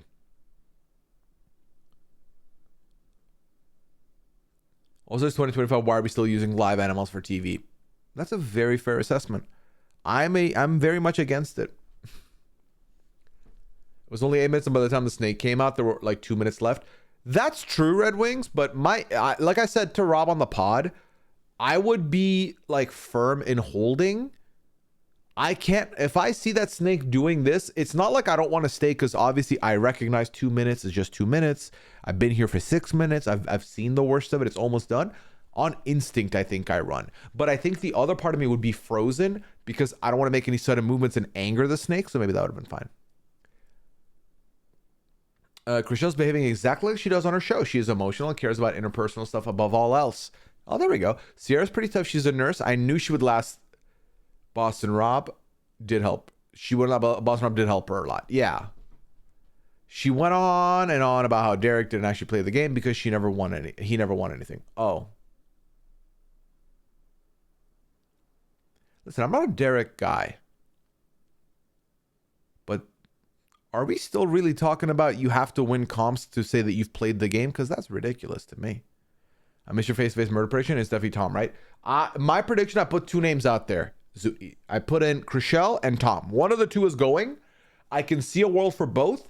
I think the bigger indicator to me is Tom leaving. You can pin it on Chriselle because Chriselle literally said the day before, I would obviously murder Tom. But then I feel like that's also very bait. And why would, if anything, you wouldn't even look at Chriselle there. You might look at the other people that were in the room when you said that, which wasn't the whole castle. But this cast could also just look at Chriselle and move on. Or you murder Chriselle, people just vote out Tom anyway. So. But are you saying you could do that challenge? Not when I say you freak out over pressure cooker. I think being in the moment versus watching it is different. I think like, that's the thing. For me, $4,500, not worth it. Because again, if I'm a faithful, that's $2,400, and that's if I make it to the finals. I'm not concerned about that money. And if I was in Rob and Sierra's spot, the minute Dolores and Chriselle backed out, I was like, okay, I'm not immediately gonna quit, but the minute something inconveniences me, I'm gonna pull out. Because what are these 2 gonna say? Oh, they jumped off immediately after we did? No. We did not. So. Literally the most dominant game of Big Brother ever. What it take? But come on, they should. Yeah. Listen, you don't need to be a Derek guy and he doesn't need to be in your top 5 winners even to admit that the guy like played the game pretty hard, like almost so hard that it got boring as fuck. Or not boring as fuck, but the meta changed and the show started becoming boring a little bit, you know? Well, that's the thing, Nicole. If I really need the shield, yes, I think I stick it out. But if I was Rob or Sierra, I would have been out long ago. I think I would have tried to firm it. Yeah. I mean, you have to hope that you don't need a shield. But when you're told 1 of 6 people is getting murdered, you try. Again, I don't think I'm going to know until I'm in there in person. I was thinking they'd kill Dylan. I don't think they go for Dylan, because they're both close to him. I think that you have to look at, and if they do, that'd be very surprised. Like, that would be like, okay, well, let's see how they cook with it. Because you have to imagine they're both thinking, wow, Rob had his hooks into Dylan. Now that he's gone, I can scoop Dylan up proper. So, I mean, if you want to cause some confusion, you throw out a Dylan for sure.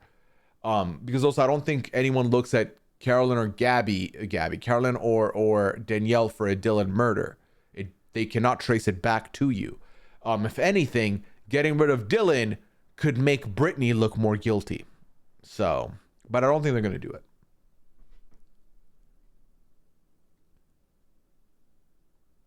Derek is a very boring person on how he plays, but you can't say it's not effective. Exactly.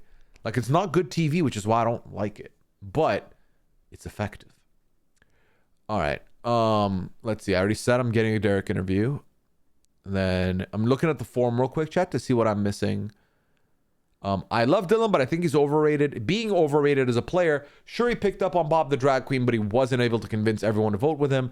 Boston Rob got Bob out with a big advantage, knowing he was a traitor. Dylan hasn't been right about anyone else. What were his next 2? Bob Harper and Gabby that he was looking at? The thing with Dylan is, I think he's socially a good player.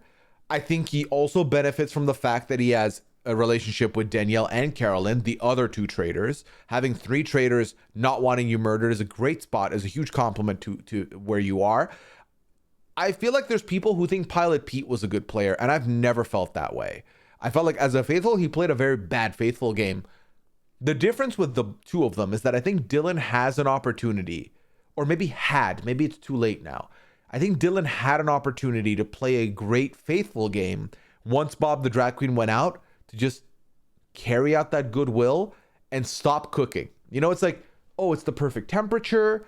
It's got the perfect sides. Stop cooking. This meal is great. This meal is done. Instead, Homeboy decided to start throwing other names out, and now he's throwing out Gabby. He's talked about Brittany. He's the one that brings up Derek's theory of Brittany. So, but I think it's a huge compliment to the fact that he's socially such a good player that Brittany felt comfortable to tell him not to vote a certain way. Carolyn's good with him. Danielle's good with him. So I think socially he's a better player than Pilot Pete was. I think him clocking Bob the Drag Queen was great. I think he would admit that he's not good at bringing the points across at the table, but that's fine. I think he's a better player than Pilot Pete. I think that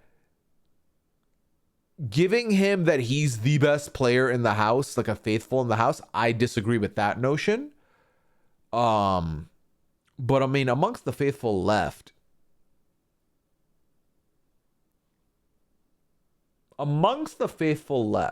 let's see. Dolores, decent, good play right now. Dolores actually might be in a better spot than him. Tom Sandoval, no. Ivar, fuck no. I think Sam Asghari's doing good. Obviously not as flashy, boring, but he's not being looked at, which I think is a good spot to be in. But also I think he should have gotten murdered long ago. They made a mistake not doing that. I think they made a mistake getting rid of too many heavy hitters, and that's why Rob is like the obvious person to kick out here. Brittany, I think, is playing good, but now has some sus things to Derek. So we'll see how that plays out. Gabby's doing good. I think Dylan's good. I don't think he's the best. And I think some people are overrating it. I think the nature of him being friends with so many of the traitors has lended a lot of people giving him credit for, oh, he's getting safety nets. He's making traitor angels going. Until I get to ask him these questions, I won't know for sure. And even then, is it canon? I don't know. But I think he has good game sense about him. I think he understands the game better than most people. And I think that once you get a traitor, it feels too good to not want to do again. You know what I mean? It's like when you go gambling. I'm someone who goes gambling. I become smart with gambling because I'm like, this is my real money, so I can't fucking play. If it's house money, it's different. But when I get a big win, I will take the winnings out and I'll put the money I was playing with back in. But the way Dylan's playing was a little bit like, oh my God, he hit the jackpot. And he's like, you know what? You know what's better than one jackpot? 2 jackpots. Whereas I would say, stop betting. You already hit one. Stop betting. Stop betting. So that's kind of what he's doing, right? That's when he's like, oh, Bob Harper, oh, Gabby. But also, to be fair to him, he's not really been sharing that with everybody, just Rob. So I think he's good. Actually, maybe he's good. He's a good player. He's a good player. But I think let's not give him credit for he knows all the traitors. He's just stringing them along. We don't know any of that. That's giving him too much credit. For the same reason why I think people should not be like, Danielle's playing a horrible game. Like, everyone should know she's bad. I think for that same reason that we shouldn't do that, we shouldn't also be like, Dylan's killing it. He's doing the best job in the world. All right. Whew. There's a lot. Do I have any more coffee left? I think I went through the coffee. All right. Sorry, ladies and gentlemen, have we had the veal? No, we've not had the chicken parm combo yet. I'm not parmed. I'm a never parm, chat. I've never parmed in my life. No, but the snakes and scorpions can't hurt me. I'd be okay, but the bugs would take me out, especially crawling my clothes. That was gross. Realizing that if I thought a bug was like in my underwear, I would fucking not like that. I was able to keep my cool with bugs being dumped on me, but the pressure of being paired with someone tougher than me might have helped. Low-key, I wonder if Sierra told Rob, I'm gonna escape. So in moments that I look like I'm terrified, squeeze my hand so I can't remove it. Like, I would tell my partner to do that. Be like, just death grip my hand because I know I'm gonna want to run at some point. Like, I don't trust myself. So many of us left are just so passive. At least what we have through the edit. Well, they're gonna have to stop being that way. If you're Carolyn, who do you want at the end versus if you're Danielle? If you're Carolyn right now, low key, anybody. I think if you're Carolyn right now, your only mission is to make sure that you don't leave a pairing or an alliance at the end, right? You look back to season 2, 2 people from the challenge who are close friends being at the end is bad for you, because if they choose to be selfish, they're like, fuck it, I don't think Carolyn's a traitor, let's just boot her and split the money. You don't want that. I think you want like pockets, and you want some people who are suspect. Low key for Carolyn, Tom Sandoval at the end is not bad at all, because he doesn't make it to the end. He gets booted. I guess what would matter is, do they think there's a traitor left? Because if they don't think Tom Sandoval is a traitor, right? If they're like, he's a faithful, we're just going to cut him anyway, but he's a faithful, that might be bad for Carolyn. So you need some people who look suspicious as well, who behave suspiciously.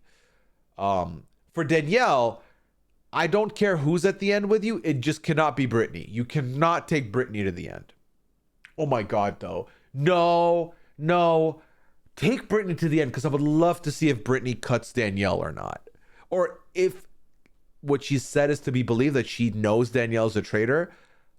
Could you imagine Danielle getting targeted by Brittany again? That would be cinema. That would be cinema. But you cannot have Danielle there. For your own selfish personal game, you cannot have Danielle there. Brittany there. You can't. But I think Danielle could have Dolores there, at least from what we've seen so far, until the conversation changes. She can have Dolores there, no problem. She could have Dylan there. The thing is, I don't think either should have Dylan because it's risky. But yeah. All right. I'm going to see the next question in the forum real quick. Then I'm going to scroll down to see your chat. Confused why Rob tried to get Brittany banished. The whole argument against her was only valid with the assumption that Rob was a traitor, since she was defending him, and Derek thought both Brittany and Rob were traitors together. Rob going after Brittany low-key confirmed that he's a traitor. If he wasn't, then Brittany defending him wouldn't have meant she's a traitor herself. Shouldn't Rob have gone after someone else? Hope that makes sense. It makes sense. I've seen a lot of people say, why not go after Danielle, right? Why not? You have Carolyn now. Isn't the move to go out, push Danielle out, give him a traitor? I think Danielle giving Rob Derek, saying, you know what, take Derek, let's wipe the slate clean. I think that, and him feeling like, I have to go put sus on Danielle, that's going to take a while, is why they go to Brittany. Because then when Dylan brings up Brittany, now mind you, Dylan said, I'm not going to tell anybody else. Derek said your name and Brittany's name. I think the problem was that Dylan couldn't not say Derek said Rob's name, because Rob's name was already out. I think he was like, oh, this is the one place we can go. Let's just put the eggs here. This is my issue with all the murders Rob did. He had removed Derek. He pushed out Wes, Jeremy gone, Tony gone. Like, all the other names he could push it to were gone at this point. He had nowhere else to push, And the problem is there's not enough sus on anybody else. All the evidence reasons people have voted people out are gone now. So you had to make new evidence, and the only evidence they had was the Derek evidence, and that wasn't enough evidence. Do you see Brittany broke the set once Rob said he was a traitor? I need to go back and look, because I did not. Did anyone else catch the continuity error when Alan tossed Derek's portrait? It didn't break. It pans away and it's broken when it pans back. Interesting. Tom suddenly having a good read on Rob is hysterical just because he's wrong so usually. I mean, he is the definition of, if there are 24 options and you guess 24 different numbers, you're bound to hit it on one of them. Karen should be the person who most underestimates her, because they will never believe she's a traitor in the final fight. Exactly. What about Danielle recruiting Brittany? That might low-key be the best case scenario for Danielle, because then you can safely take Brittany to the end, and Brittany can safely take you to the end. And I feel like they would both want to do that together. I think the question will only be, can they trust each other? I think they can, but will they get second doubt about it? Maybe. But I think you definitely do offer the recruitment hand to Brittany, if you can. But now, we saw Carolyn tell Danielle, yeah, you might be working with me, but not more than Brittany. I don't think Carolyn lets Brittany step into that turret until, Danielle leaves maybe. I heard Tom's luggage got lost for the early episodes, and it seemed like he was wearing the clothes that fit this time. So Mama, he got stuff back and finally started playing the game. Hey, Tom Sandoval in a tracksuit, different player maybe? Do we think Carolyn makes Danielle cut Brittany? I mean, no. I don't think Danielle would do it. I think Danielle's like, I made my one sacrifice. That was Derek. I'm not doing another one. And it's like, well, Carolyn, you sacrificed Jeremy because I wanted it. I sacrificed Derek, so we're even. Carolyn could say, well, that was for Rob. But I don't think Danielle should not by any means cut Brittany for Carolyn. And I don't think she will. I think now with Rob gone, maybe they could agree on some other shit.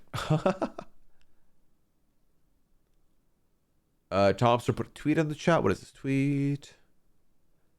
My favorite part of Traitors is Brittany breaking the set with the chair. Oh my god, that chair broke a little panel. That's so funny. It's also interesting to think back. He targeted Bob the Drag Queen because of throwing out the idea of one of the new guys being a traitor. Then Rob is mostly responsible for Wes out. Then Derek out, leaving himself as the last new guy. Exactly. Like, taking out the Cage Boys and being the last Cage Boy remaining is horrible for Rob. Because then it's like, well, listen, y'all, we're almost there. We're almost there in getting the Cage Boy theory out the window. We just got to get Rob out. So. Melissa, that's not a bad take. All right, let me catch up with the form now. It's been a very fun conversation here. I hope you've enjoyed yourselves. All right, we already talked about who gets banished. I already answered this question. Who are some of the guests you are considering for the remainder of the Traitors feedback shows? I can tell you this. I know who the next two guests are going to be. Next two guests are locked up. I have a couple of suggestions I put out there who we're looking for at the back end. Hopefully we can secure, but I would never give you names because what's the point of not leaving a surprise out for you, you know? A little anticipation is good for the soul. Of the term Cage Boys, it's locked in history now, Mandy, for sure. Yeah, if she agrees to cut Brittany, that's when her game's cooked, I think. I mean, even though I don't know. We'll see. I don't think Brittany's going home right now. I mean, she could get banished next, but it doesn't feel that way to me right now. Couldn't believe he wanted to take the risk of taking out the last Cage Boy other than himself. I think the problem is, for Rob, it's kind of like, think of it this way. You've watched me play a lot of Among Us, a lot of Goose Goose Duck, right? What happens when I get hard accused at the table, at the meeting, right? Let's say Terrence's throwing my name out heavy. What is the first thing you hear me say when I get out of that round? I mute and I say, Terrence's got to go. The difference between that and Traitors is that in Among Us or Goose Goose Duck, no one's going to assume Terrence's dead because he accused Pooya, because that game is inherently, you kill whoever's closest to you that's alone that you could like get away with. So if someone sees me chasing Terran, that's bad, because now if he dies, it's obviously me. And I feel like it's almost instinctual for Boss and Rob to be like, I just survived a hard accusation. I don't want to go through another hard accusation meeting. It's a lot. But the ideal Traitor game is the exact antithesis to a classic Boss and Rob game. Exactly. Which is why, and if I sound like I'm giving him credit on the podcast, it's because this gameplay should not have lasted him this long. It was like, to me, I posted the minute he played this game, started it this way, I was like, he's not winning the game. That being said, he should not have made it this far. The fact that he made it this far is a testament to how good he was at the game. He just got in front of his own way more than anything. But he has no business making it this deep with this play. Do we think Danielle's going to end up going far last laugh is on all the haters. Well, I think the edit's telling us no, but I think our gameplay is like, if they didn't make us see these like moments where people are making comments like, oh, she was like crying like her man had been murdered, or, you know, that was a lot. Like we've seen Boston Rob critique her overacting. We've seen, even when the mission happened, we saw, was it Carolyn was the one who did the confession of like, girl, what are you doing? Why are you not taking the shield in the mission where she gave the shield up to Dolores and Derek? We don't see nearly enough of the faithful making comments about that. So, hey, the Cult of Quinn, welcome in the Quinians. Hope you're doing well. Thank you for the raid. Appreciate you. Quinn, hope you had a fun stream, man. Welcome in, welcome in. Fellow colleague of mine on Twitch nowadays. We're talking some Traitors, so as you can see, the spoiler zone is intact. So if you're someone who, I'm assuming y'all have talked to the Traitors tonight, if you're looking to remain unspoiled, but you want to stick around for the stream, feel free to mute the stream, tab the chat, and keep an eye for this. As long as this is here, we're talking Traitors, the minute I remove this, you're safe to open it back up and get back in here. You know what I mean? But yeah, appreciate it. Welcome in new folks. AAV, Shart, Enjoyer of Rogues, Tawny, thank you for the follows. Welcome. How can you not give Rob credit? Functioning turret forces a tie and forces the throwaways to choose. He had the majority of the castle believing him. He had done a really good job. The problem is he ran out of bodies to throw in front of himself. But I still think, I said this on the pod too, it's a testament to how well he had marinated people, that yes, he didn't collect all the votes needed to survive against Brittany, but the people that were with him didn't even vote him. They didn't think it was Brittany, and they're like, fuck it, I'll burn my vote and look suspect instead, because I don't think it's him. That's a good job. I don't think Rob is a fun early season traitor arc. The possibility of him getting his way enough to take out the others that I wanted to see in later game had me worried, but now that this is the outcome, I'm fine with it. I was one of the more vocal ones in the beginning, where once we saw Wes, Derek, and Rob come in, my big worry was that all the gamers were just going to get together and steamroll, and that would have been a boring season. So the fact that there was adversity, beefs, arguments, accusations, a bloody Boston Rob surviving yet another vote, I think that was way better television than if they had all just silently started working together and voted out non-gamers. That would have been boring. I would have hated that. So I'm happy. I'm very happy with the outcome. Kate Bear, welcome in. I've watched the other trailers to see if there were things you missed in the edit that pointed to the outcome. So, May, I've not rewatched any season of the Traitors. I've exclusively watched every season once, but I've become better at catching things as I go along, especially because I now podcast about the show and I host the recaps. I watch the episodes twice in the moment. So I'll watch it without notes and watch it, take notes. So it kind of gets like double fried twice kind of thing, like a refried situation. But I've not rewatched a season yet. Hey, appreciate it, Quinn. One of my best ones. Obsessed with somebody being named Sharpshooter. Yep, this is an actual person. They did follow the stream. I'm gonna watch all the trailers so I can join the conversation. Sounds good, Jenks. It's worth it. It's worth it. I vouch. I didn't even think of the fact that all the throwaway votes will look hella sus going forward. Exactly. You don't want to vote for your fellow traitor, or why would you? I mean, for Dylan, I'll be like, why would you bring up that Derek information and not follow it? Even vote for one of them. That's weird. Like Gabby, if I'm Gabby, I'm gonna start pushing Dylan's name now. He's voted me twice. Get him out of here. Shartshitter69 is a pillar of the Quinians. Oh snap! Okay, Shartshitter, got celebrity in our midst. I was watching the episodes twice because I missed stuff because I'm chatting in the RGA page. That's fair. That's fair. You know, sometimes you gotta go through it twice to make sure you get the best bits. All right, let me see. If Tony was still in the Traitors game this week, who do you think would have been his partner, and how would he have done in the hand-holding challenge? How about the other banished and murdered players? The problem is, I don't know how I think Tony would be fine in this, right? I feel like Wes would have been fun in this challenge. We got a missed opportunity not getting Wes to do the wedding thing. I think any of the housewives would have been money in this. I would have paid, I'm telling you, they would have been money. I would have paid money to see Ayan do this challenge. Money. Oh, I mean, your cat's not going to get this, but tell your cat thank you, Can of Biscuits. I think it's so much fun to watch it with everyone, though. I 100% agree.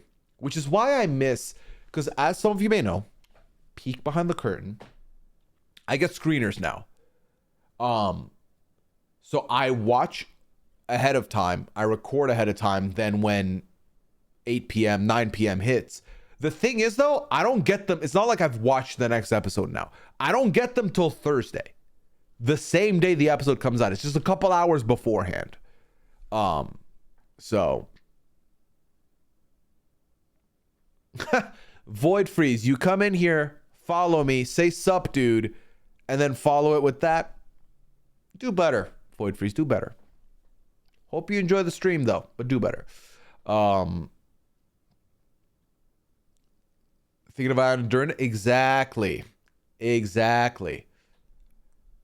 I like to do the opposite. I watch the episode for the first time. Peace, then go read and watch. Yeah. So like, was supposed to be a compliment? Well, imagine why it's not. Because would I want to be compared to that person? Probably not, right? Like you wouldn't want to be compared to that person. So let's not do that.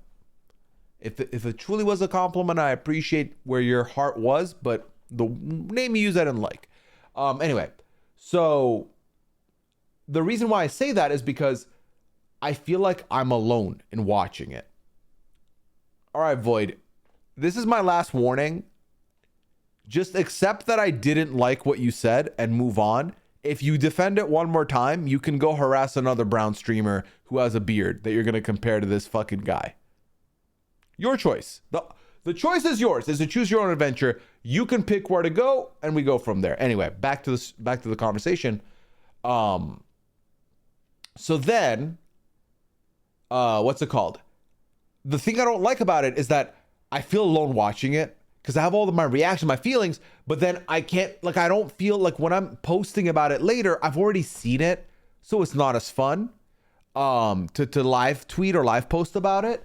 So that part I don't love as much. But I am a sucker because I stream it in the Discord, watch it with the Discord, and I do love seeing people's reactions to stuff.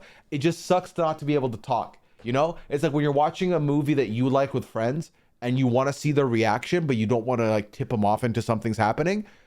The good thing is I can't tip them off because I'm not saying anything. But yeah, so I missed that part. But I still get to watch it, so I'm happy about that.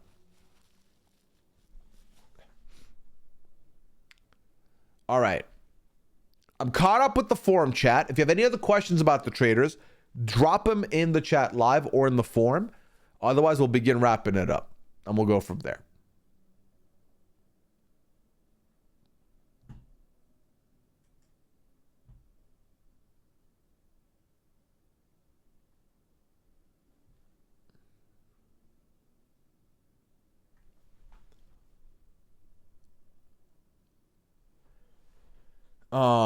If you record before it airs, you can't get crash guests like Derek exited for reindeer games. Exactly. We don't got that live vibe, you know? It's unfortunate.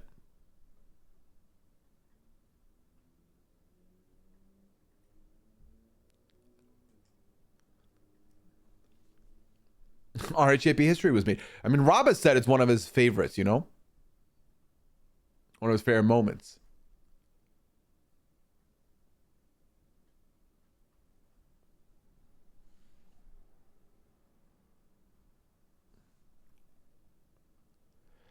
All right. We can now officially ban Void Freeze. I see you're a streamer, Void Freeze. You're probably gonna see this because when you get banned, you can still see this. I see that you're a streamer yourself or trying to be a streamer. Etiquette 101 for you. Don't come in and compare a fellow streamer to a goddamn terrorist just because he's brown and has facial hair. Then when that person says, maybe don't compare me to that person, don't then make arguments for your case there. That's the other one. And then third, don't spam your own emotes into the chat. Okay? Respect goes a long way and it's a two-way street. I wish you the best of luck in the future, and I hope you learn from this for your own betterment. Peace. All right. Where were we? Will Rob be on the exit interviews with Boston Rob and Derek? As of right now, yes. I don't think it's going to change. His schedule is going to switch up. With last week, he had a clash in his schedule, so he couldn't do it. Ranking for 2020 of the best traders of UK and US.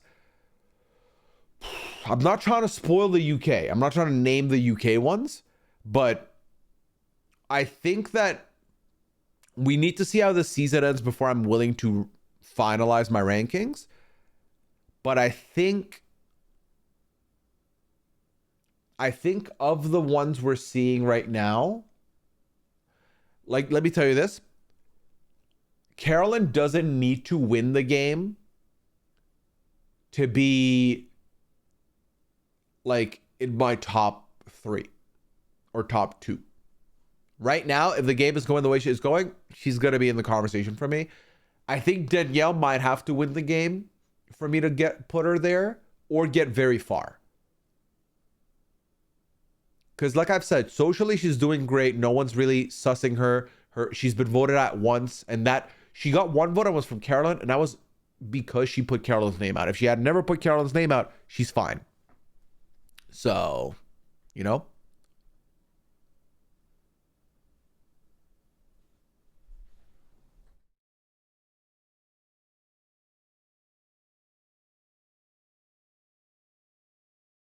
Back to the good vibes. Exactly, HKL girl.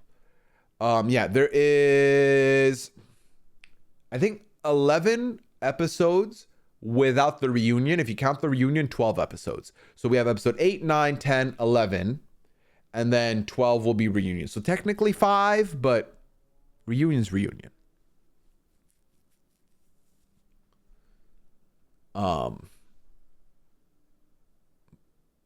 Still holding out hope for the Bob Drag Queen interview. I am extremely skeptical on getting a Bob the Drag Queen interview now. Just because we're so many weeks past where we were. But yeah, do we know if they filmed the reunion yet? Tomster, I don't think they have. I feel like we knew when they did in the past. I feel like we saw a lot of the cast get together. We saw photos on socials. We saw Insta stories. We'll know when they're getting together for it. I don't think they have yet. I don't think they have yet. So yeah. All right, chat. What are you feeling? Any more Traitors talk, or are we all talked out? Or are we all talked out on the Traitors for now?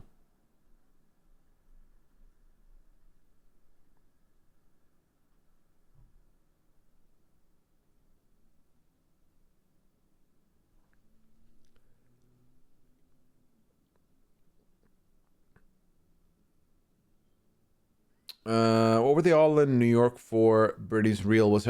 Oh, I think there was some sort of an event in... What's it called? What a loser. What an absolute lifeless loser. You know, I don't want to say this, but you have 12,000 followers on Twitch. Can't even clear 500 views on like 100 views on a stream. Do better. Do better. And then don't make a second account to come in here. Sad. Anyway. Was it Alan's birthday? So it was at Alan's club, right? Was it Alan? When's Alan's birthday? It was some sort of an event. Was it a watch party at Alan's club? I'm not 100% sure. Alan's birthday is January 27th. So that actually does track. It was his 60th birthday. So it's possible. It's possible. Thank you, Mandy.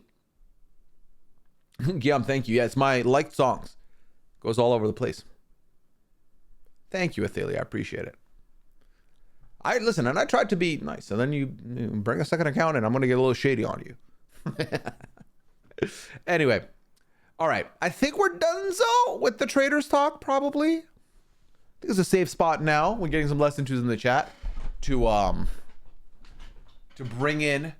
Oh, sorry, May. I did miss your question. I did see your question, but I forgot to respond.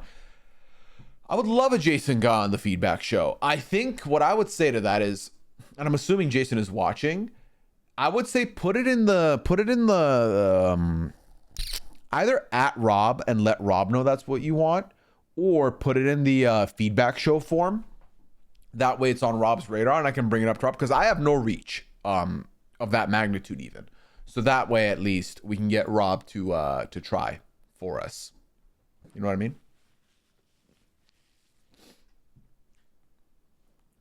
Ow. I was slouched a little too long. I'm going to sit up straight this time. This time. For a little bit at least. All right.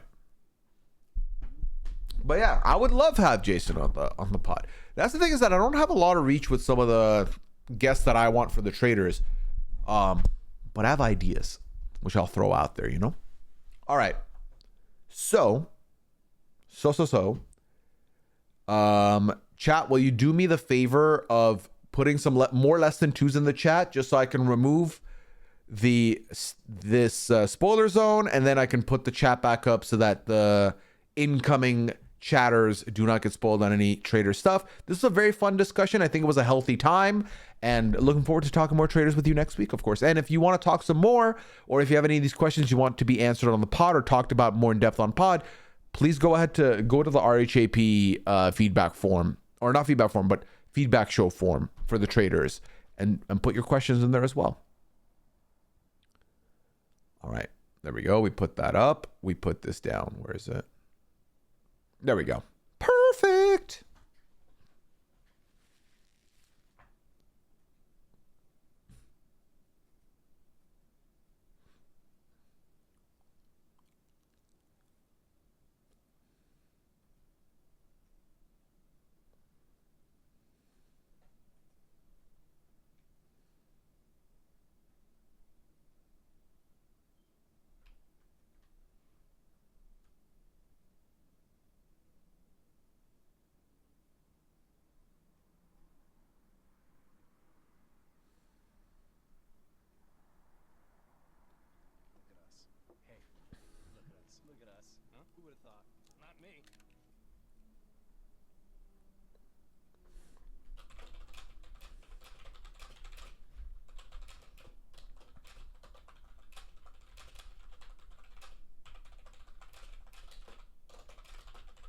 One second, chat.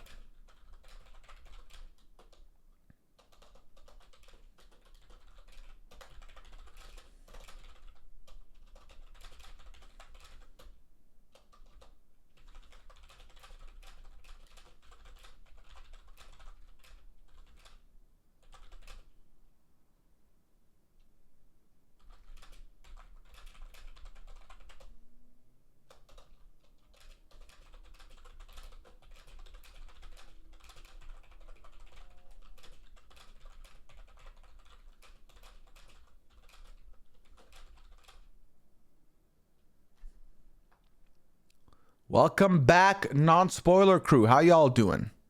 How's everyone doing? Okay, form is still up there if you want to submit anything anonymously, chat. So let's do another round of those, and anything you want to put in the chat also is allowed still. In the event that we're done, I will be moving over to Marble soon.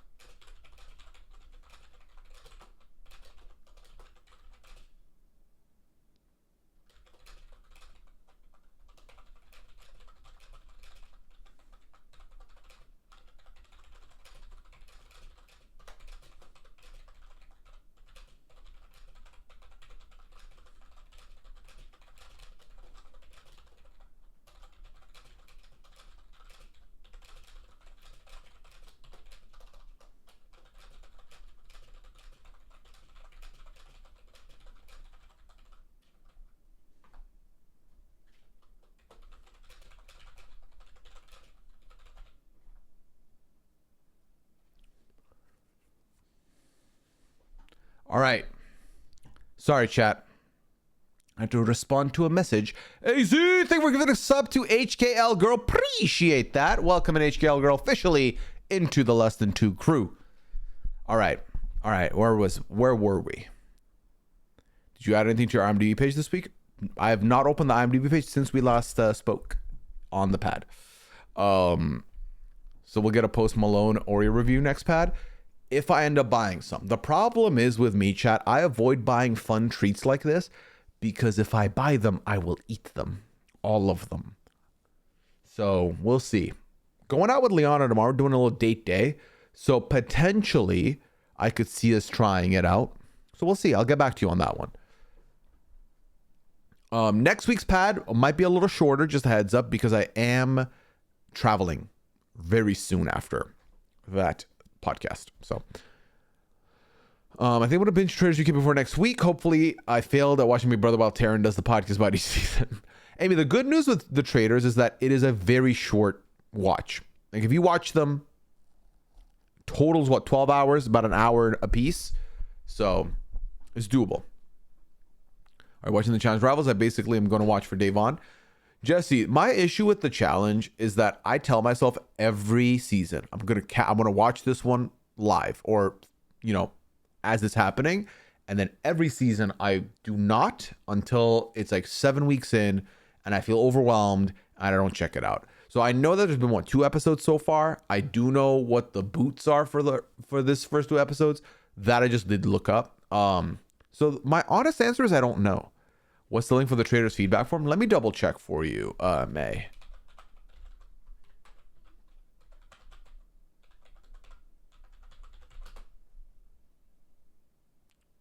Okay. It's this. Let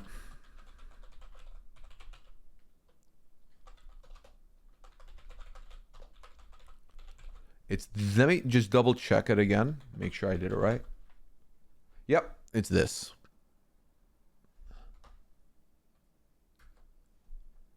So if you click on that, that should take you directly into it. Yep, RGB Traitors feedback questions. Yep, there we go. Where are you going next weekend? I am traveling for a little birthday week getaway, which I'll definitely share all of when I get back. I'm just always afraid to start this time of night because I know there's a possibility I'll end up seeing the sun come up. It's happened to me so many times watching TV, Amy, that I can't even say I'm not familiar with that behavior. I'm the poster child for that behavior.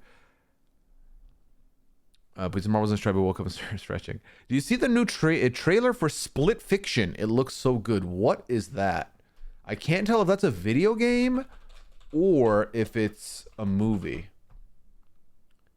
It's an upcoming action-adventure game developed by Hazel Light Studios and published by EA.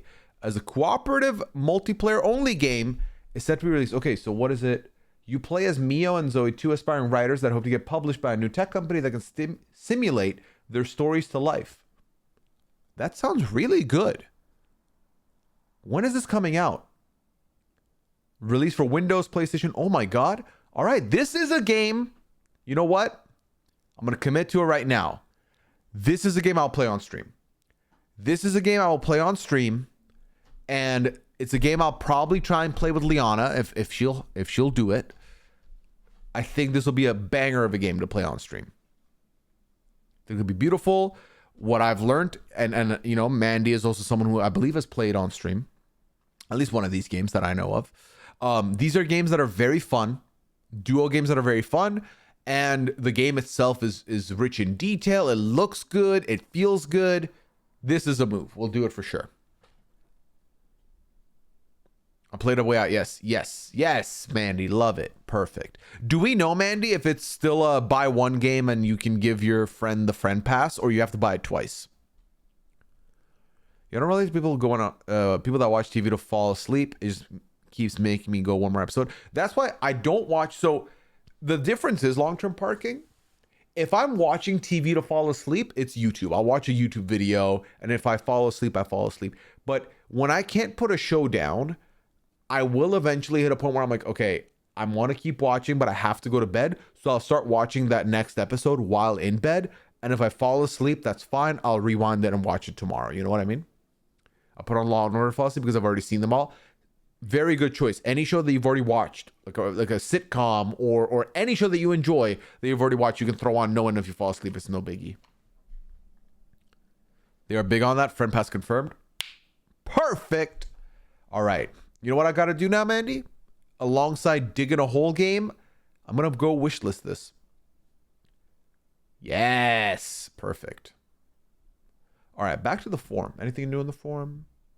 A couple new questions in the forum. I just caught up on Silo and Severance. Any recommendations on shows in a similar vein? So I've not watched Severance yet, so please no spoilers. I've been told if you like Lost, you like Severance. So if you like Severance, you like Lost. If you haven't seen it, that's a shout. But yeah. All right, after that, thoughts on Amazing Race casting Big Brother cast and their families. Very fun idea. I think this is a great way to bring more engagement to your show.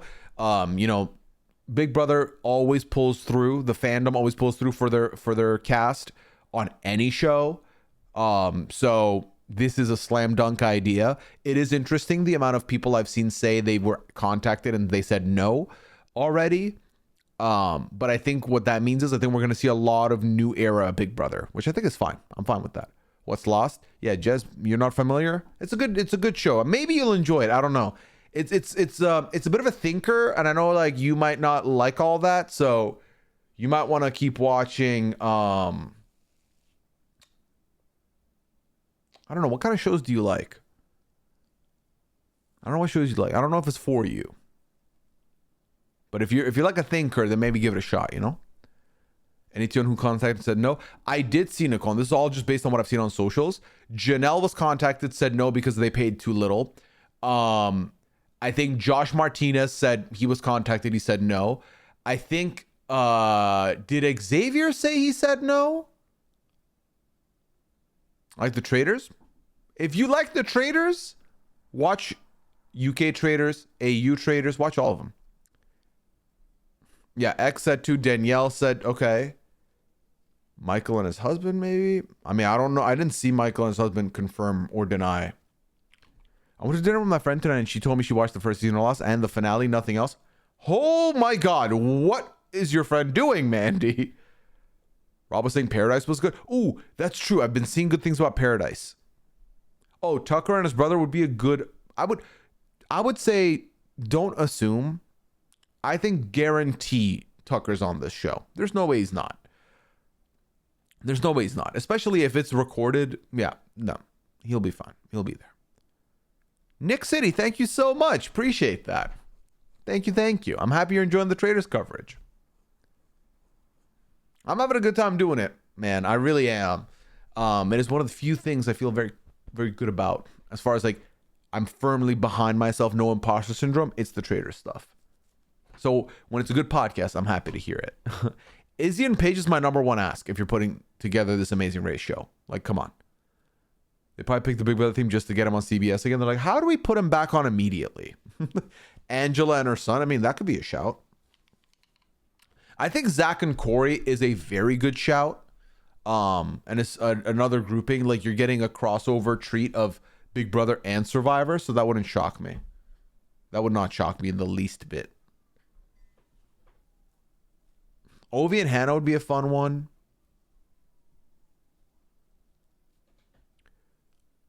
Would this, hold on. If the Wharton Bros are a team, right? If the team is specifically Corey and Zach, then would they be the first family to officially have done the trifecta? Because obviously, Zach would need to do Big Brother, Corey would need to do Survivor for that to count as an individual trifecta. But would they be the first family to do it? I think so, right? You can never decide if Zach, Corey, or Corey America is better. I don't know. Frankie and Ariana. Now, Nicole. Now we're getting into the fantasy booking of it all. We're wishing large here. It is interesting to me that specifically we're being told Big Brother player and their family member, Cause or someone from their family. Cause I thought, why not pairs from Big Brother, right? Why not make the whole cast Big Brother? So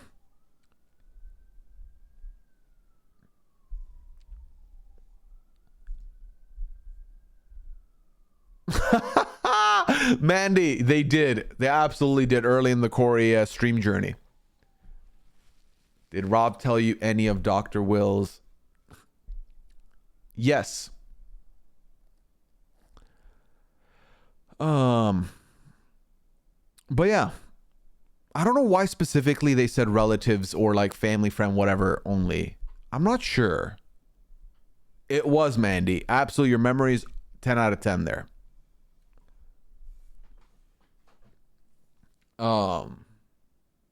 I think, did he not make it a YouTube video? He might have converted it into a YouTube video. I don't know exactly which of his Twitch content he's converted to streaming quite yet, though. I'd have to check, but I don't know. Finish which sentence? Why did, yeah, what I was saying is why did they make it family and friends and not just like try and go with the Big Brother pairs? You'd imagine they'd want like as many quote unquote celebs as possible, right? Like, surprise to me.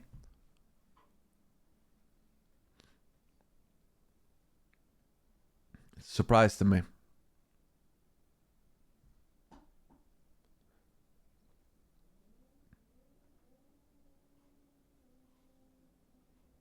Oh, Jeremy, the thing is, I didn't finish the question. Someone asked something that I feel like may have been a 5 for 5 question. So I answered it in a way where they'd know what I'm saying, but I didn't answer it in a way where others would know what I'm saying. You know what I mean? They've already had a lot of BB duos on. Well, it doesn't need to be like, they don't need to be like tight. They can just be like, oh, they're both on the same season. But I think a family dynamic is better, personally. That would double the appearance fees. And already it sounds like they're not giving as much money, which I think it's funny. I think that just shows how much Traitors paid, that whatever they're paying, it's like, nah, I'm not doing it. I feel like, I feel like in exchange to see the world as far as you can go and a chance at $1 million, do I need more money? But also, I'm not Janelle, who's been like on television 8 times and is like, nah, it really needs to matter for me to leave behind my whole family and my job. You know what I mean? Yeah, no worries, Jeremy. You good. Traitors pay got Dan out of retirement. Yeah. I like the idea of the B player plus partner because then it's new people too. Exactly. Like, if there's one show that can do a half and half and it's chill, it's The Amazing Race. Now, if it was, all right, half the teams have played Amazing Race before and the other half are playing for the first time, no, fuck that. That's ridiculous. But half the team consists of a reality TV alum, the other half consists of not, then okay. Or they've both done it. You could go Casey and, was it Casey's brother that also did the challenge once upon a time? That could happen. Exactly. Janelle's making money. And also low-key, Janelle's already done The Amazing Race. So it's not like, oh, a new adventure for me. She's already played that game as well.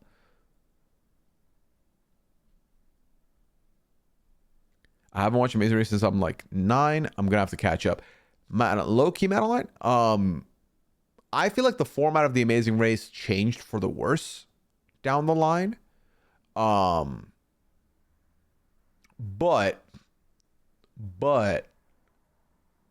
this would be like having alumni is what gets me back on it. I'll be honest, I don't watch Amazing Race anymore. And mainly it's because I feel like it's basically become more of a challenge show where before the old days, the flights you booked mattered. You could go and try and get a better flight if you could hack it. Stuff like that made it very fun. They stopped doing that and it became all right, well, you're all on this flight going to this new country and then good luck. Whoever does the challenges faster wins. I missed that part.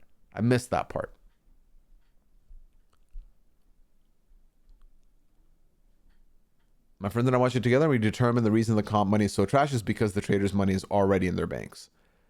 I mean, 250K is like enough money to be like, oh, there's some change on this show. But for how big the show is, like this show is arguably bigger than Survivor, bigger than Big Brother as of right now, just with the crossover appeal and the amount of audience it has. And it makes a third, they give you a third, and mind you, they have to build up the prize pot. The prize pot could just be 200K. 250 is just the max. The max is a third of Big Brother money, a quarter of Survivor money.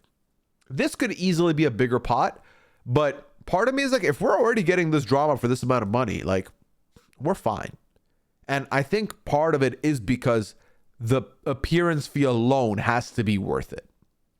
I missed the flights at the airport. That's what I'm saying. I missed that too. I think jet lag picked that up where Amazing Race fell off. Exactly.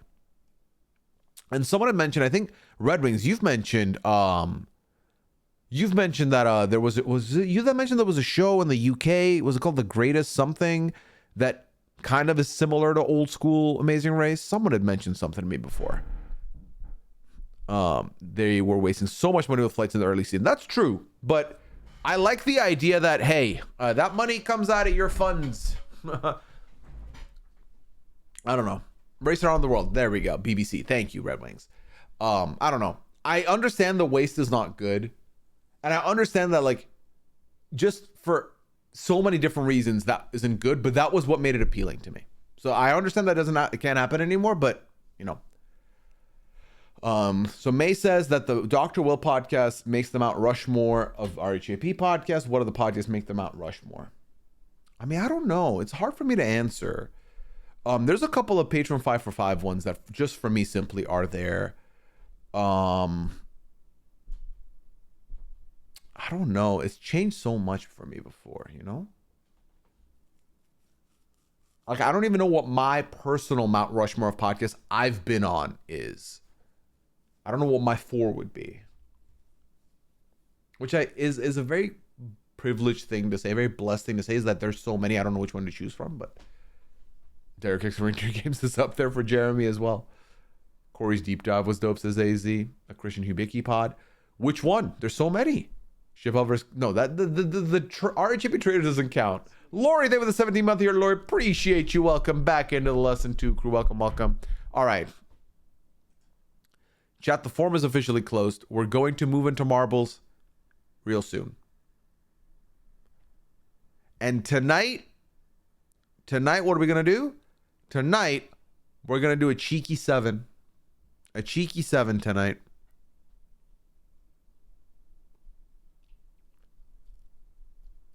There's so many RGPs, it's hard to know where to start. Exactly. Kaylin's puzzle. Like, puzzle recap, I remember that very vividly. That makes sense to me. Maybe on a personal, the finale, the BB24 finale felt like a really good one. Just Taylor winning the season was amazing. Love it, Cheeky 7. Scally from the top. How you doing, Scally? Cheeky 7 for episode 7, exactly. Can someone send the link to the Discord? AZ, if you follow these instructions, you should be able to link everything you need. So double check that first. Make sure you can access it that way. What was that Survivor podcast that was several hours? Which one? Are you talking a deep dive? Or yeah, like a postseason pod? Are you talking about the Survivor rankings ones? Which variety are we speaking of here?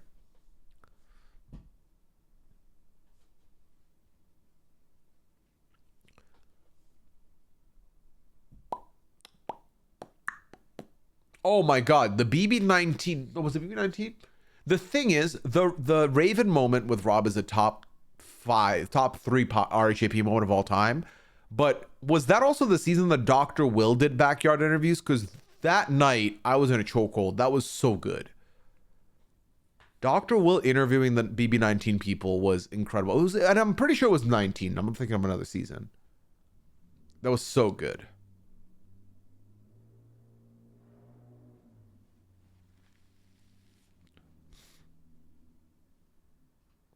All right, chat. We're about to go into marbles. As y'all know, marbles is where the vibes continue, the music continues, the games continue. But the question form is closed. The public chat is still open and will remain open. So if you have any extra questions you want to ask, you can feel free to do so. But I'm kind of sounding like I'm winding down here, and it's simply because of one thing and one thing only.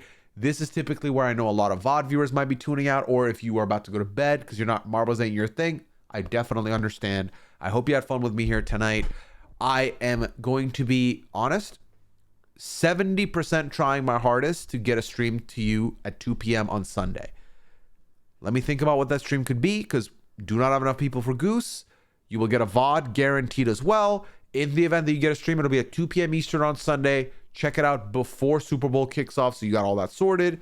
And then, yeah. Hope you have a good evening. Take care. To the rest of you that have chosen to stay here, welcome to your doom. And by doom, I mean your marble doom, because you can't beat me. You ain't beating me. You ain't doing it.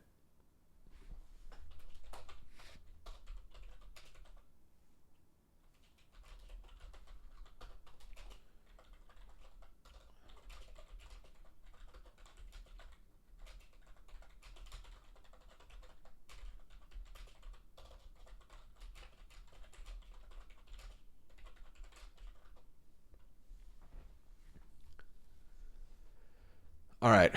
We used to be so spoiled with Rob, Will, and I could do. Oh my God. The interview scene used to be magic. Not that it's bad now. Obviously, we have some great ones, but that was just incredible. And I didn't care for the Big Jeff ones because his questions were poor, but there was a lot of meme content from those because Big Jeff is just a fucking cartoon character.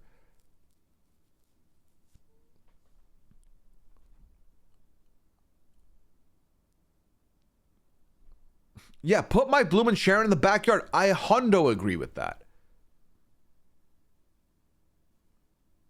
Are there any games you're vibing with right now? I think for Sunday, if there's a game you just like to play and we can chill and chat, that could be fun. I mean, I'll be honest. I have been playing some Sims 2. We could do a little Sims sesh. Little Sims 2 sesh. Sims 2 is kind of reminding me how much I love The Sims, and the nostalgia's been amazing. So maybe that's what I do. Maybe that's what I do. Or I can, if I think of a tier list, maybe something like that could be the move. I don't know. The best Sims, Scally, you and I, same page. Same page. But am I surprised? No, I'm not. All right, y'all ready for some marbles? And Scally, do you want to do a head-to-head for marbles? This is the week to bet on Pooya. Pixie Sticks, you get it. I'm heading out another question is, should I watch Traitors UK or start jet lag? Amy, I think that Traitors UK is one season, 12 episodes. If you get into jet lag, there are so many little seasons they've done. Like, I think they've done, what, like 3 or 4, or they do like 2 a year, if not more. Some of the other jet lag fans will know. They'll be like, yeah. So once you get into that, there might be a lot of catch up to do. So I think get UK out the way, then you got jet lag forever. Oh, my phone's I'm shaky if I get on every time. Sounds good, Scally. Then let's not do the personal wager here. Let's keep it simple tonight. Shall we do a simple one, chat? I feel like no pressure, just hang is a good vibe to sub in for Goose Goose. If it's something you like playing them, I'm sure we'll have fun. I appreciate that, Mandy. I appreciate that vote of confidence. I think you're right. I'll go with the Traitors because I know we're going to talk about it soon. Night, y'all. No problem, Amy. Have a good night. Take care. I will see you soon. And enjoy the Traitors. You're going to have a lot of fun. Spoiler alert. You're going to love it. There are like 12 seasons since 2022. There we go. That's what I meant. Yeah, that's what I meant. There's a lot of them. So yeah, but once you get into that, you got some extra content. Top 20 bet, please, Mandy, if possible. Please and thank you.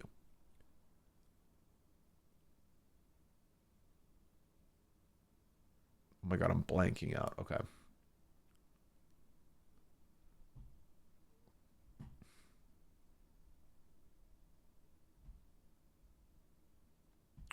All right, chat. Let's get into marbles. It's marble o'clock.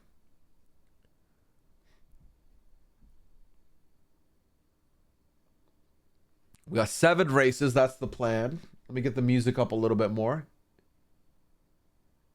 It's kind of like we were sitting at the bar at the club, you know, like the seating room, and now we're gonna go to the dance floor. Music gets a little louder here.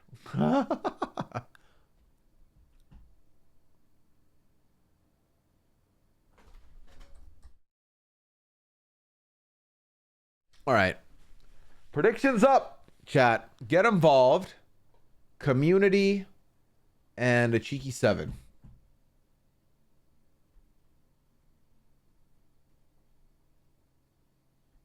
Let's go. Okay. So, aside from the top 20 prediction, I think we give out 5 to the top 5. We give the top 5 VIP badges.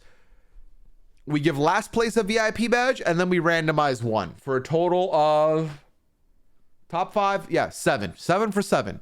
Top 5, last place with 7 races completed, and randomizer.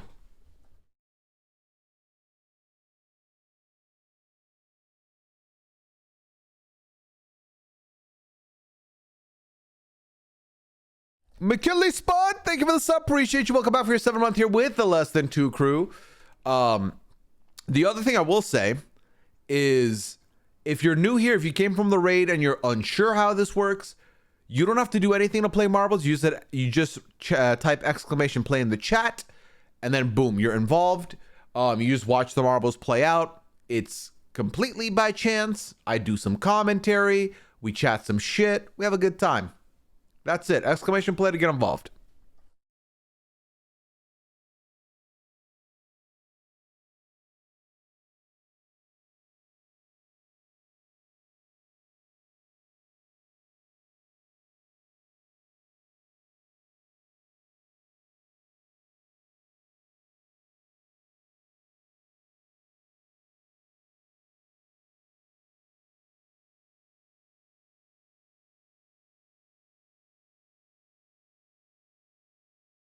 All right, Tom, so that wasn't part of the rules. That wasn't part of the commentary. What do you mean whenever Pooya says your name, you're cursed? That's not true. We debunked this last week, didn't we?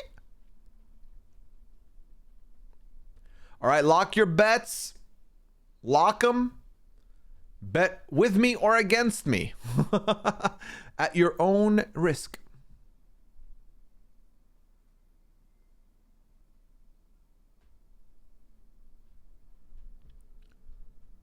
I'm about to start this in the next 20 seconds. So exclamation play now or forever hold your peace.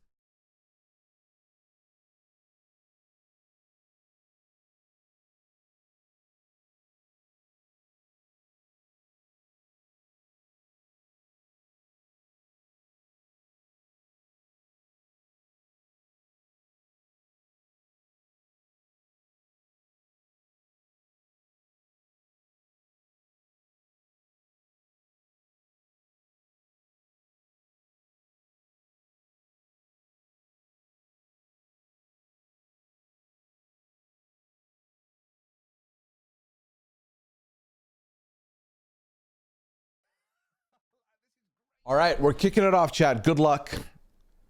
Good luck.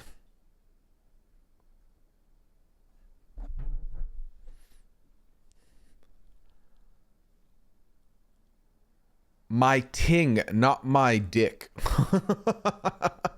Good luck to all but Pooya. Why? Did you not bet on me being top 20? Why would you bet against? Why would you say it? Are you trying to do a reverse jinx, maybe? All right. In the lead right now is Boyku. I think I did it too soon. It should have been first one to the shark's mouth.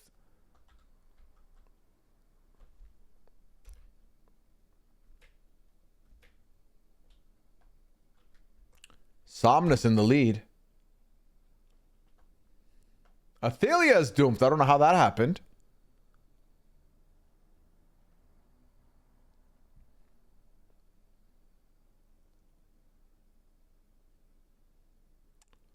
A little slow one for Somnus, but Somnus still in the lead. Mikey out, Cat out, Joelle out, and Ofra have now doomed. Lori in a bit of a spin situation here. We lost Russ, Cat, and Kalita. The scenes are rough here. We lose Melissa. We lose AJ. A lot of doomps happening. Hannah has not taken over the lead with Boyku in second place. Liv has taken a huge L. Liv, who is very much awake and hanging out. What up, Liv? Scally has taken a dive. Jesse as well. Zachary Mike, the latest casualty of the marbles. Somnus now in the lead. back again. Jabina coming in third place here. The podium is locked. I Love Shoes from lurk to play, ready to get in that podium if opportunity permits.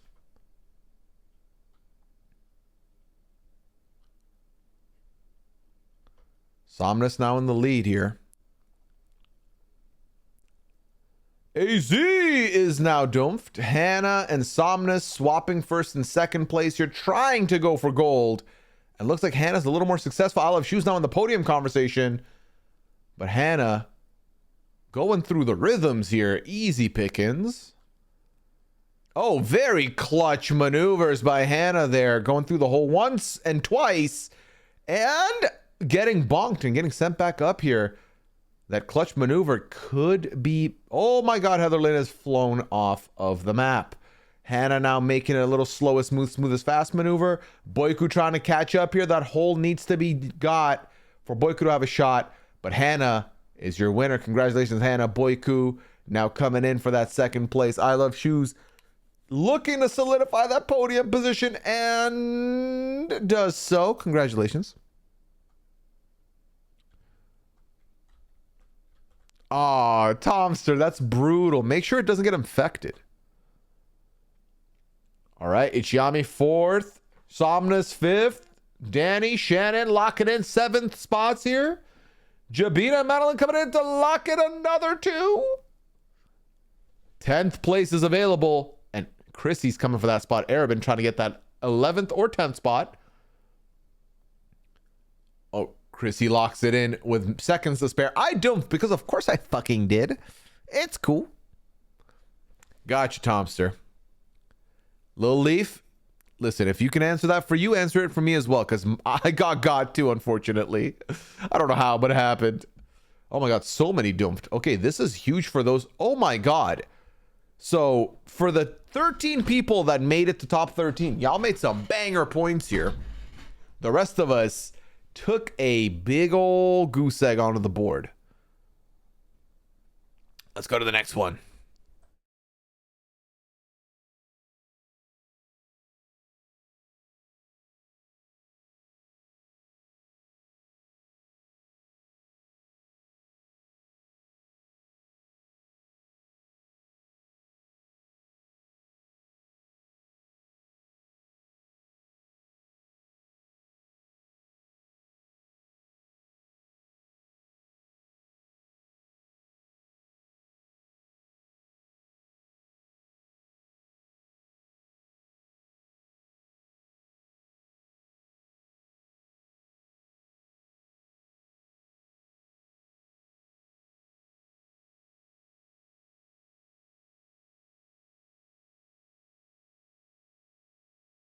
We're having a date day. Yeah, we're doing lunch.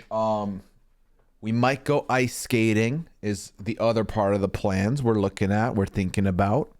So that could be fun. Yeah. I've not done that in over a decade. So we'll see how that goes if that happens. But I'm excited. Should be fun.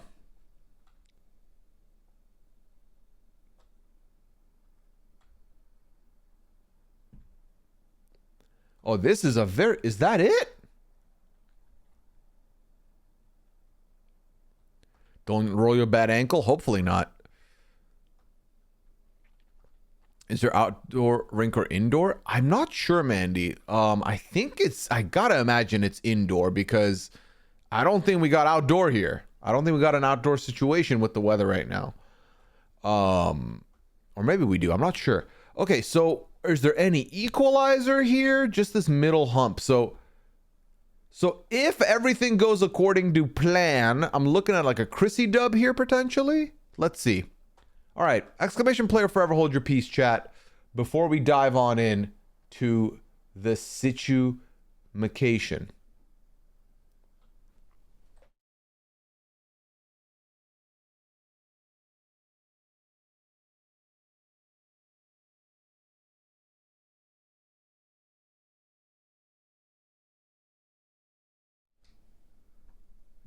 Tomster, you can't play. Can you play 2K offline or you have to be signed in to do it? All right, let's kick it off, chat. Good luck, everybody. Because if you can't play it unless you're online, I have a rant coming.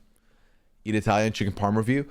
Well, Rob made a fun offer today on the patron, not patron 5, the AMA. All right, who's in the lead? Yam in the lead, Chrissy in the lead, Duchess in the lead. Oh, Little Miss Andre versus Chrissy, and your winner is Chrissy. Okay, did we not predict that? Did I not say it's Chrissy's to lose, or did I say someone else's name? Chrissy. I called it. Hey, what happened to Pooya curses, though? What happened to Pooya curses? Somebody tell me. I thought I was a curse, not a blessing. And here I am being a blessing. And I finished 16th. Of course, in the one map where I could get some points, there's no points. Although I'm not seeing any points generated here either. Was it because the map was too short? Who the fuck knows? But you got a W, so congratulations. Let's go to the next map then. Yeah, that was way too quick. After you sent him for some reason. Yeah, fucking... Okay, there's two things I hate about... Also, exclamation play for the next map.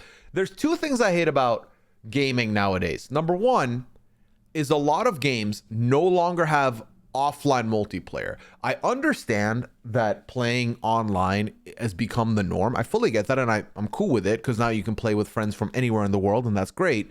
But there's still a subset of people that are available to play games offline. Now, some games have this, right? Like a Mario Party. A lot of the Nintendo Switch games have it. That's great. But the other thing I hate is the fact that you need to be logged in to fucking play. Why?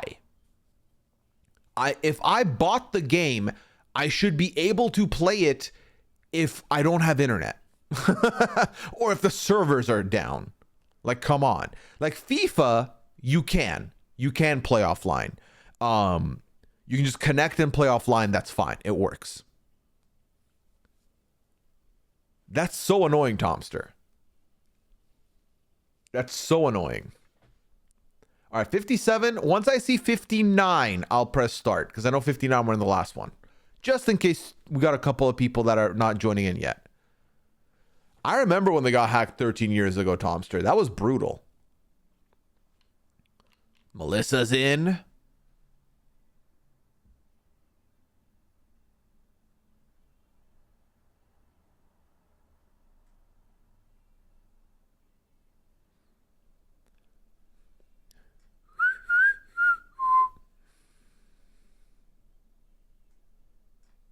All right, let's go. We got 60. Good luck, everybody.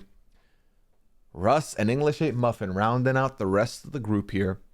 1 minute 11 on this race. It's a bit of a fast one by the looks of it. Okay. Yeah, first one in this bowl, we'll kick it off with them. Oh my God, Tomster, that's annoying. Chrissy tried to go back to back? Okay, maybe in that instance I did stop. Oh, no, you're still in the front of the pack. That's fair. You're in the first batch of people. Oh, a lot of people in this batch. Oh, I'm in the second batch. Okay, we're fine. We're fine. Second batch. We got this second batch. I believe in us.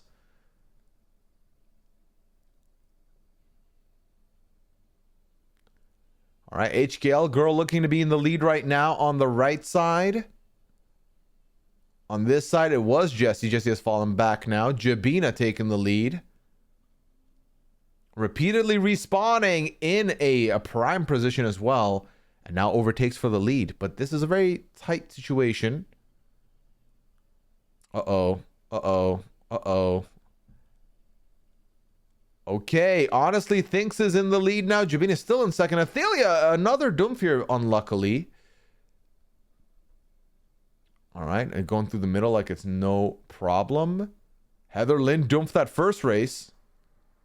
Could be in a good spot. Okay, y'all got to reset back to the front. What the fuck was that? Pixie Sticks, congratulations. Honesty thinks in second place. Russ, last one in, third place finisher. Mikey, fourth. AJ, Madeline, Hannah, Kat, Mandy, and Thomas round out your top 10. Oh, you're welcome, respawning. What for?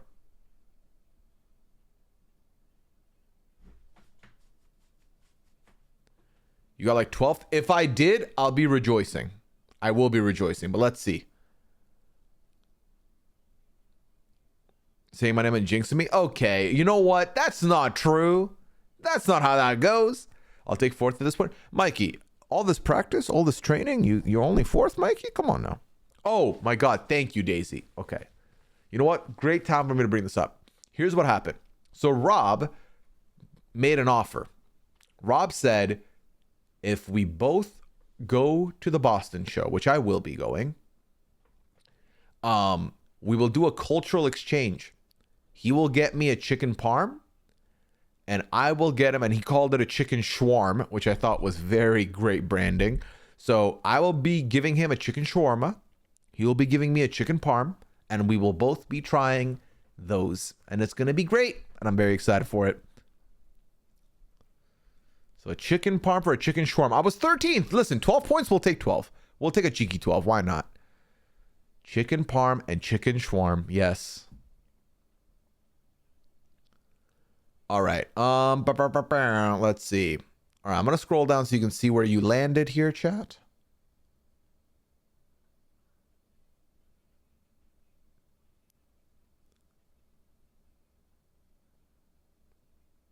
All right, the good news is not a lot of dumps, which I like, but unfortunately for Sunshine, HRH, Breezy, and Athalia, they still dumped here. So let's hope that Sunshine, HRH, and Athalia do not dump the next one. All right, chat, exclamation play for the midway race. Midway race.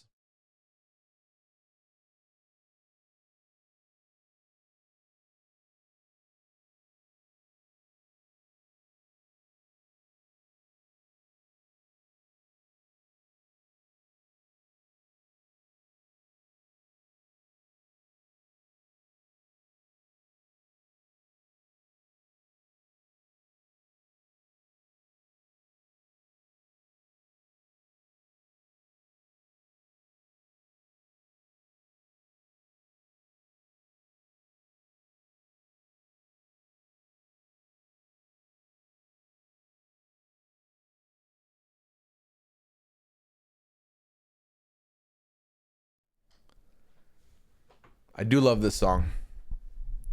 No, let's not pity Nightbot, okay? Nightbot doesn't deserve to play. This song was in one of the 2K games. Do you remember which variety, like which franchise? Which sport? All right, I'm going to kick it off, chat. 10 seconds.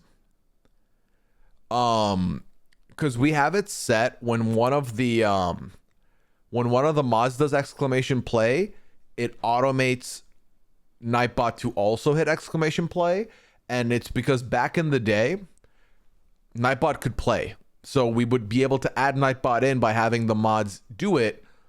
The issue is, a couple years ago, Marble said, nah, fuck that. Nightbot can't play anymore. So now Nightbot will do it, but can't get in. All right, let's do this. Remember when they had chants, or was it chants or something? I think it was chant, where then we could just set it up and you could just get in on the clicking the chant. That was a good time.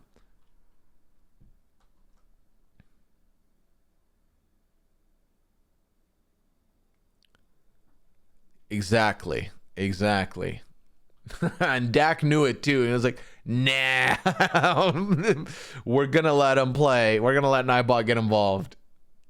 And I hated it because Nightbot would beat me. And I'm like, what the fuck, man? Like, the Nightbot's beating me now? So I would rather lose to my less than 2 crew than to goddamn Nightbot. Chants were great for Marbs. NBA 2K16. I played 2K16, you know. Why don't I not remember this? Or did I not play 2K16? Okay, Thomas is in the lead. Oh my god, we lost a couple people. Ooh, colorful. Lil Leaf, take it over. Ooh, Lil Leaf going a little too down the middle, I think. Getting hit by the thingies. Thomas, DH, Lil Leaf still in the running here, top 3.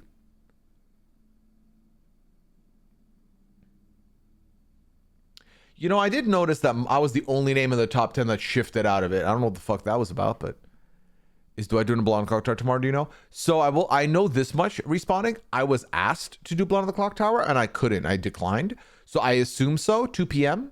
there should be a Blood on the Clock Tower tomorrow. Yes. Assuming that he was able to get together a group for it, which I feel like is a good assumption to make. That was the one with AD, Curry, and Harden. Then I definitely did play that.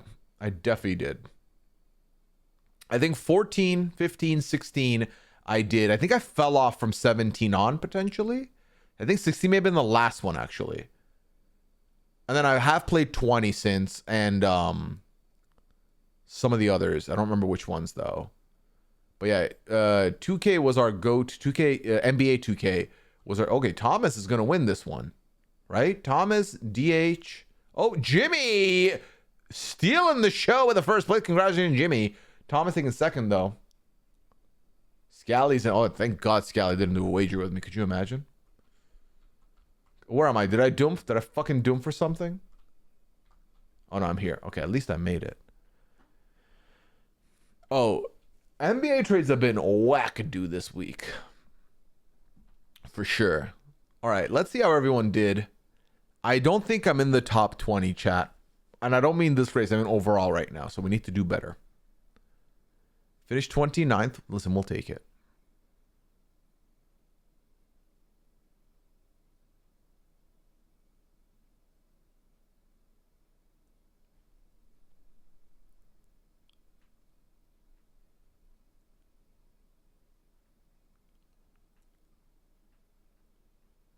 All right, we keep scrolling. Okay, we lost 6. 1, 2, 3. I can count. Yes, 6 people to the Doomf monster, but we're still on our hunt on getting no Doomfs. I don't count the second race. I feel like that no one did Doomf, and that's good, but... Okay, I would never bet my neon sign. Scally, what would you do with my neon sign? What would you do with my neon sign? Put it to the side, or would you put it on for your content?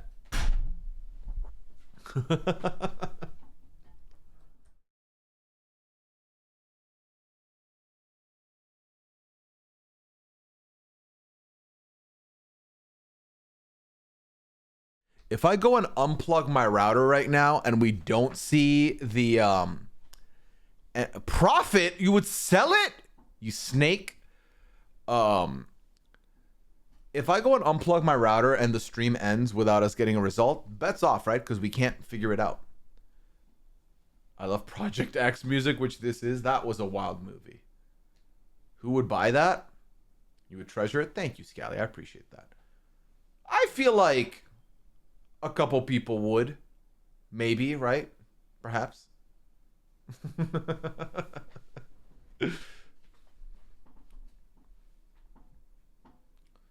All right, y'all ready or not? Because we're about to press play soon. I'll just gift you my points, Pooya. Well, thank you, Jimmy. Jimmy wants the sign to stay here, where it belongs. And I appreciate that.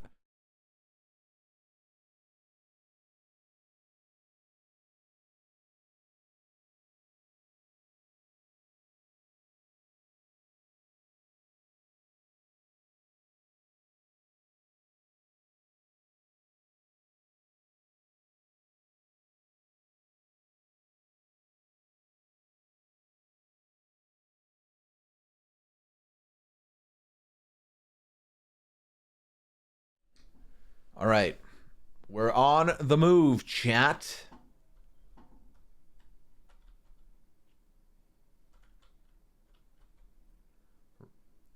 I won't say your name. Because you said I cursed you. So you won't get blessed. You know what his name? I will say Mikey, who's been practicing and is now in the lead.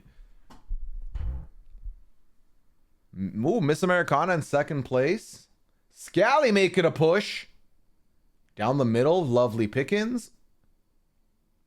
Down the middle again, very lovely. Is that a good sign? Is that the move? Looks like it's the move. Oh, bounce back. Oh, this could help anyone who came in later. Bro, now I don't bump into anyone. I went all the way to the back. Fuck, that's tough. Who's in the lead now? That's the question. I assume you have to go that way. English 8 Muffin maybe in the lead, question mark?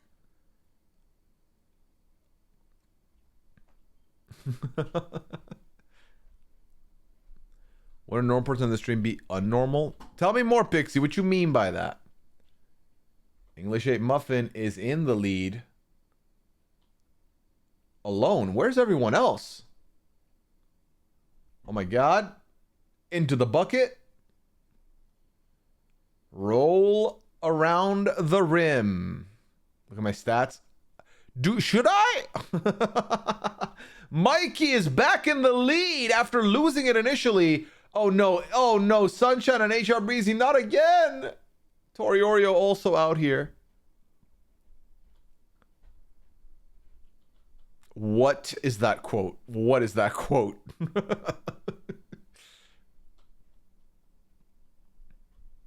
Mikey's still going.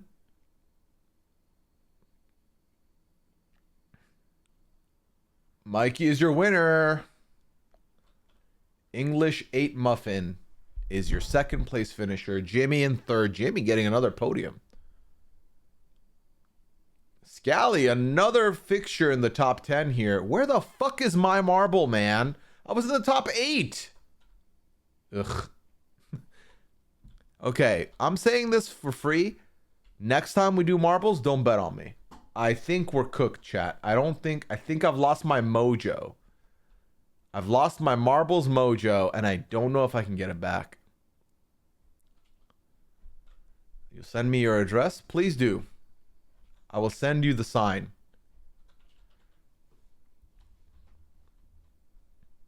You had mojo? All right. Well, is that necessary? Yes, I had fucking mojo. It is your 14th win of the week. 217 races Mikey has done. Damn, Mikey. You really been in a marbles hole, huh? A marbles kick, as they call it. All right, let's show where everyone is. Some of us already weren't betting on you for a while now. Chat, I feel bullied. This isn't... I hope I get first in the next 2 races. Was Miss Teddy the thing that Pooya bought a ton of? Yep. Miss Teddy, yay, Miss Teddy. I was 49th. Okay. 1, 2, 3, 4, 5, 6 doomps. Okay. This next one is called Legendary Metallic Masterpiece. What better masterpiece than me winning? You know what I mean? All right. Of course, I come in the top 10 on the one race that was the shortest, too.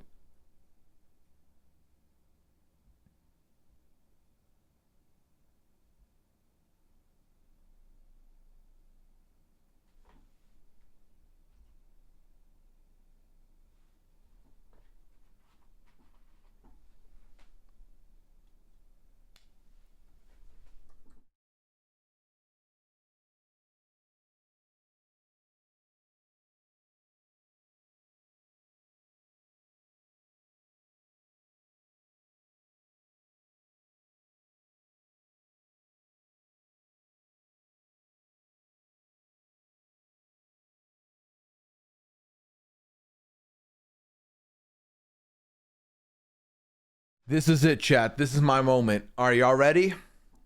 It is a great song, honestly, things. I do like this song quite a bit. Where's my starting spot? Great question. I am in the fucking corner. But look, I'm shining. Is that a peak? You know what? Never mind. All right, let's get it going. I'm pressing start now.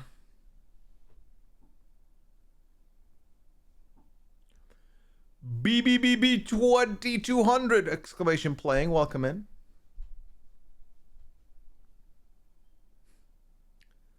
All right.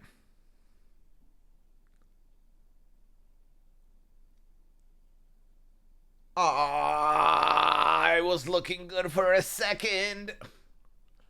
All right, once you're down the middle, solve the riddle. We'll follow you until you get played like a fiddle. Nailed it. Poets. All right. Duchess. Jimmy in the lead. Oh, who went through that hole, though?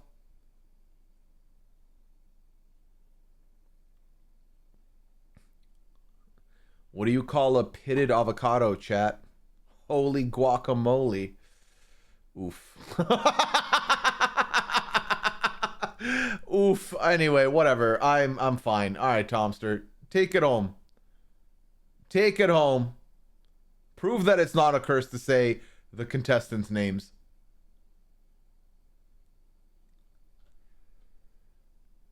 That was rough. You know what, Tomster? I take it back. I put curse on you. I put curse on your marble. I put curse on it.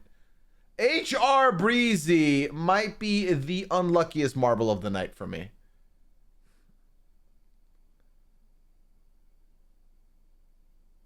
Oh my god, of course I fucking don't. Of course. Who's in second place? Oh my god. Okay.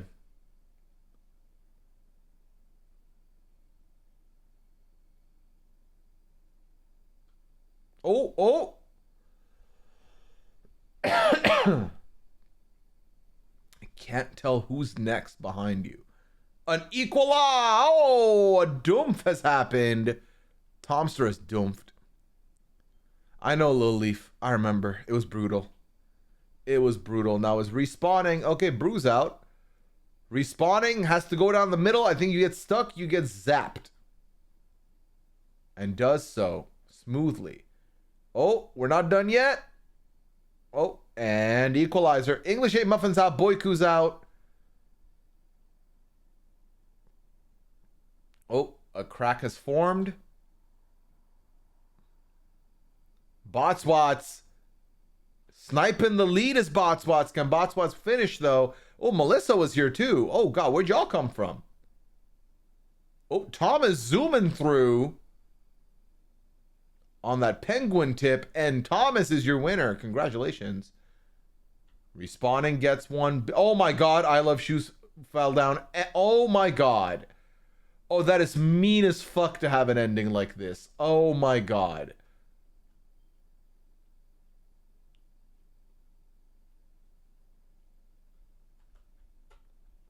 No, no, no. Clown enthusiast, hello, welcome in. Here's the thing. I initially didn't put a curse on you. Then you blamed me. And then I said, you know what? I curse you. Be president has McFallen. Who's left? Okay, never mind. Congratulations to Thomas on your victory. Thomas, who's done over 1,100 races of marbles as well. Maybe I'm the winning loser. Honestly, that could be a shout. That could be a shout. All right. Only 27 people completed the race. The rest of us took a big nothing out. It's time for the Shiny Abyss highlight. I'm not even going to make a comment about what my odds are. I'm just going to say, let's get ready when you're ready. Exclamation play, let's go. 58 seconds only, for fuck's sakes. Yeah, it's not looking good, Brev. It's not looking good.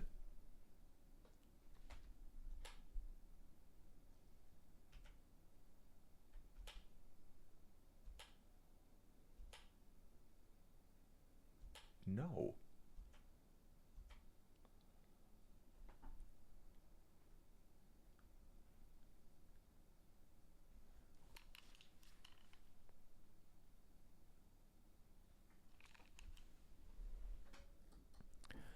But I just did, though, Tomster.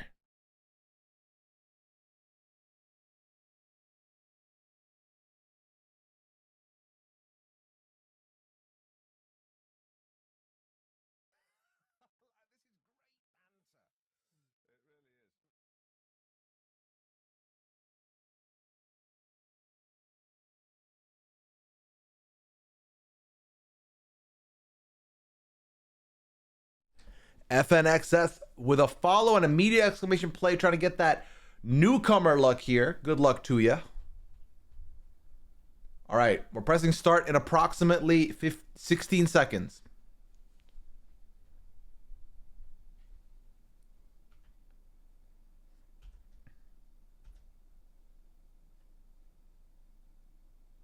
Here's a song you're going to hear at Super Bowl, hopefully, on Sunday. Let's go.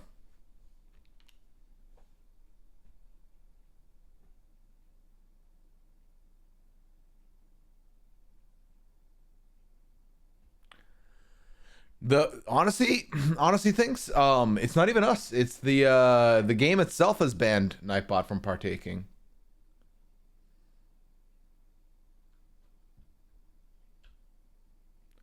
I remember exactly where I was when this song came out, and I was on my way. I was on my way to the Chicago event, the RHEB Chicago event, and I was talking about it with Chappelle like the day before, and then this dropped. Or was it then? Or was it right before? It was very close to that time because this was on repeat for me. Because it was on a Saturday, actually, right? He dropped on a Saturday. I think it was the Saturday right before I traveled. Chrissy's out, unfortunately. Ichiyami in the lead.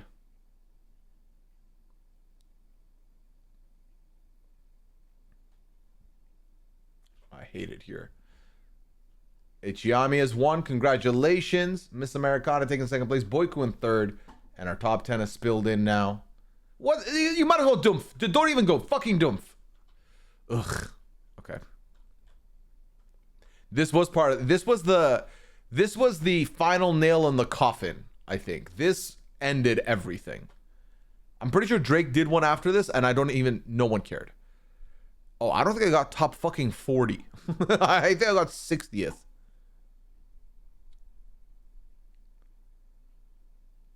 Let's see.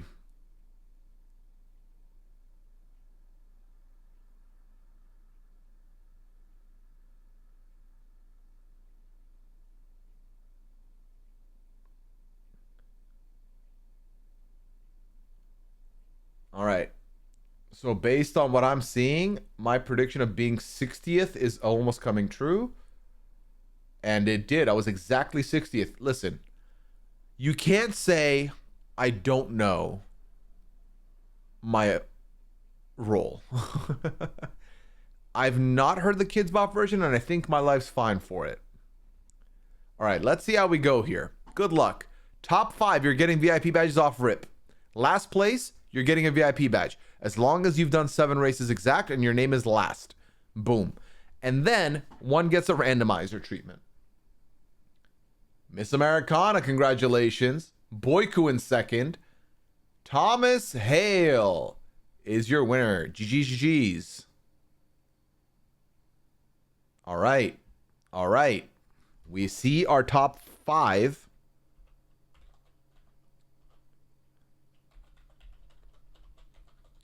There's 1. There's 2.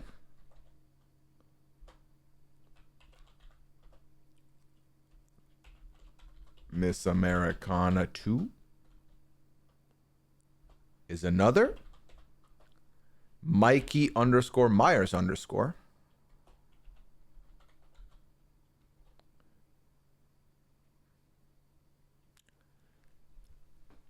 Okay. Mikey, I'm about to press enter on your name. What if I didn't, though? What if I ignored it? Congratulations. And last but certainly not least of the top 5 is Ro Jimmy. There we go. Yeah, Scally had 6 races and still beat me. He would have beat me very much so. But hey, didn't take the wager, so is an L. But let's keep seeing what happened, okay? See, believe it or not, I was top 10 in 1 race at least. BB goddamn president participated in 2 races and has 82 points. Look at us. Huh? Who would have thought? Not me. 47th with my 12 points, measly points. All right, in 7th place is Kalita, who retains. Then it's Sal's here who retains, so you can both keep your badges. HRH Breezy, for all the dumps you took, my friend. VIP badge goes to you here.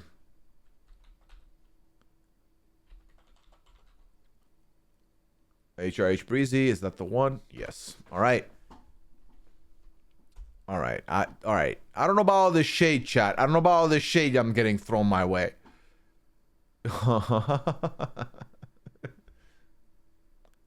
Hey, HRH Breezy, the good news, no one's going to know how you got your VIP badge. A VIP badge is a VIP badge.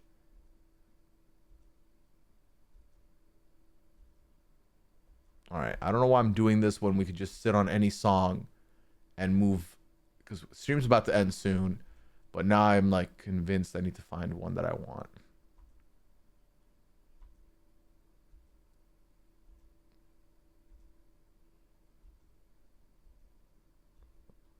Okay, none of these songs are doing it for me. There we go. Okay. First time I've been last as Kalita. Hey, first time for everything, isn't there? All right. Random number generator is incoming. We're looking at numbers between 6 and 67.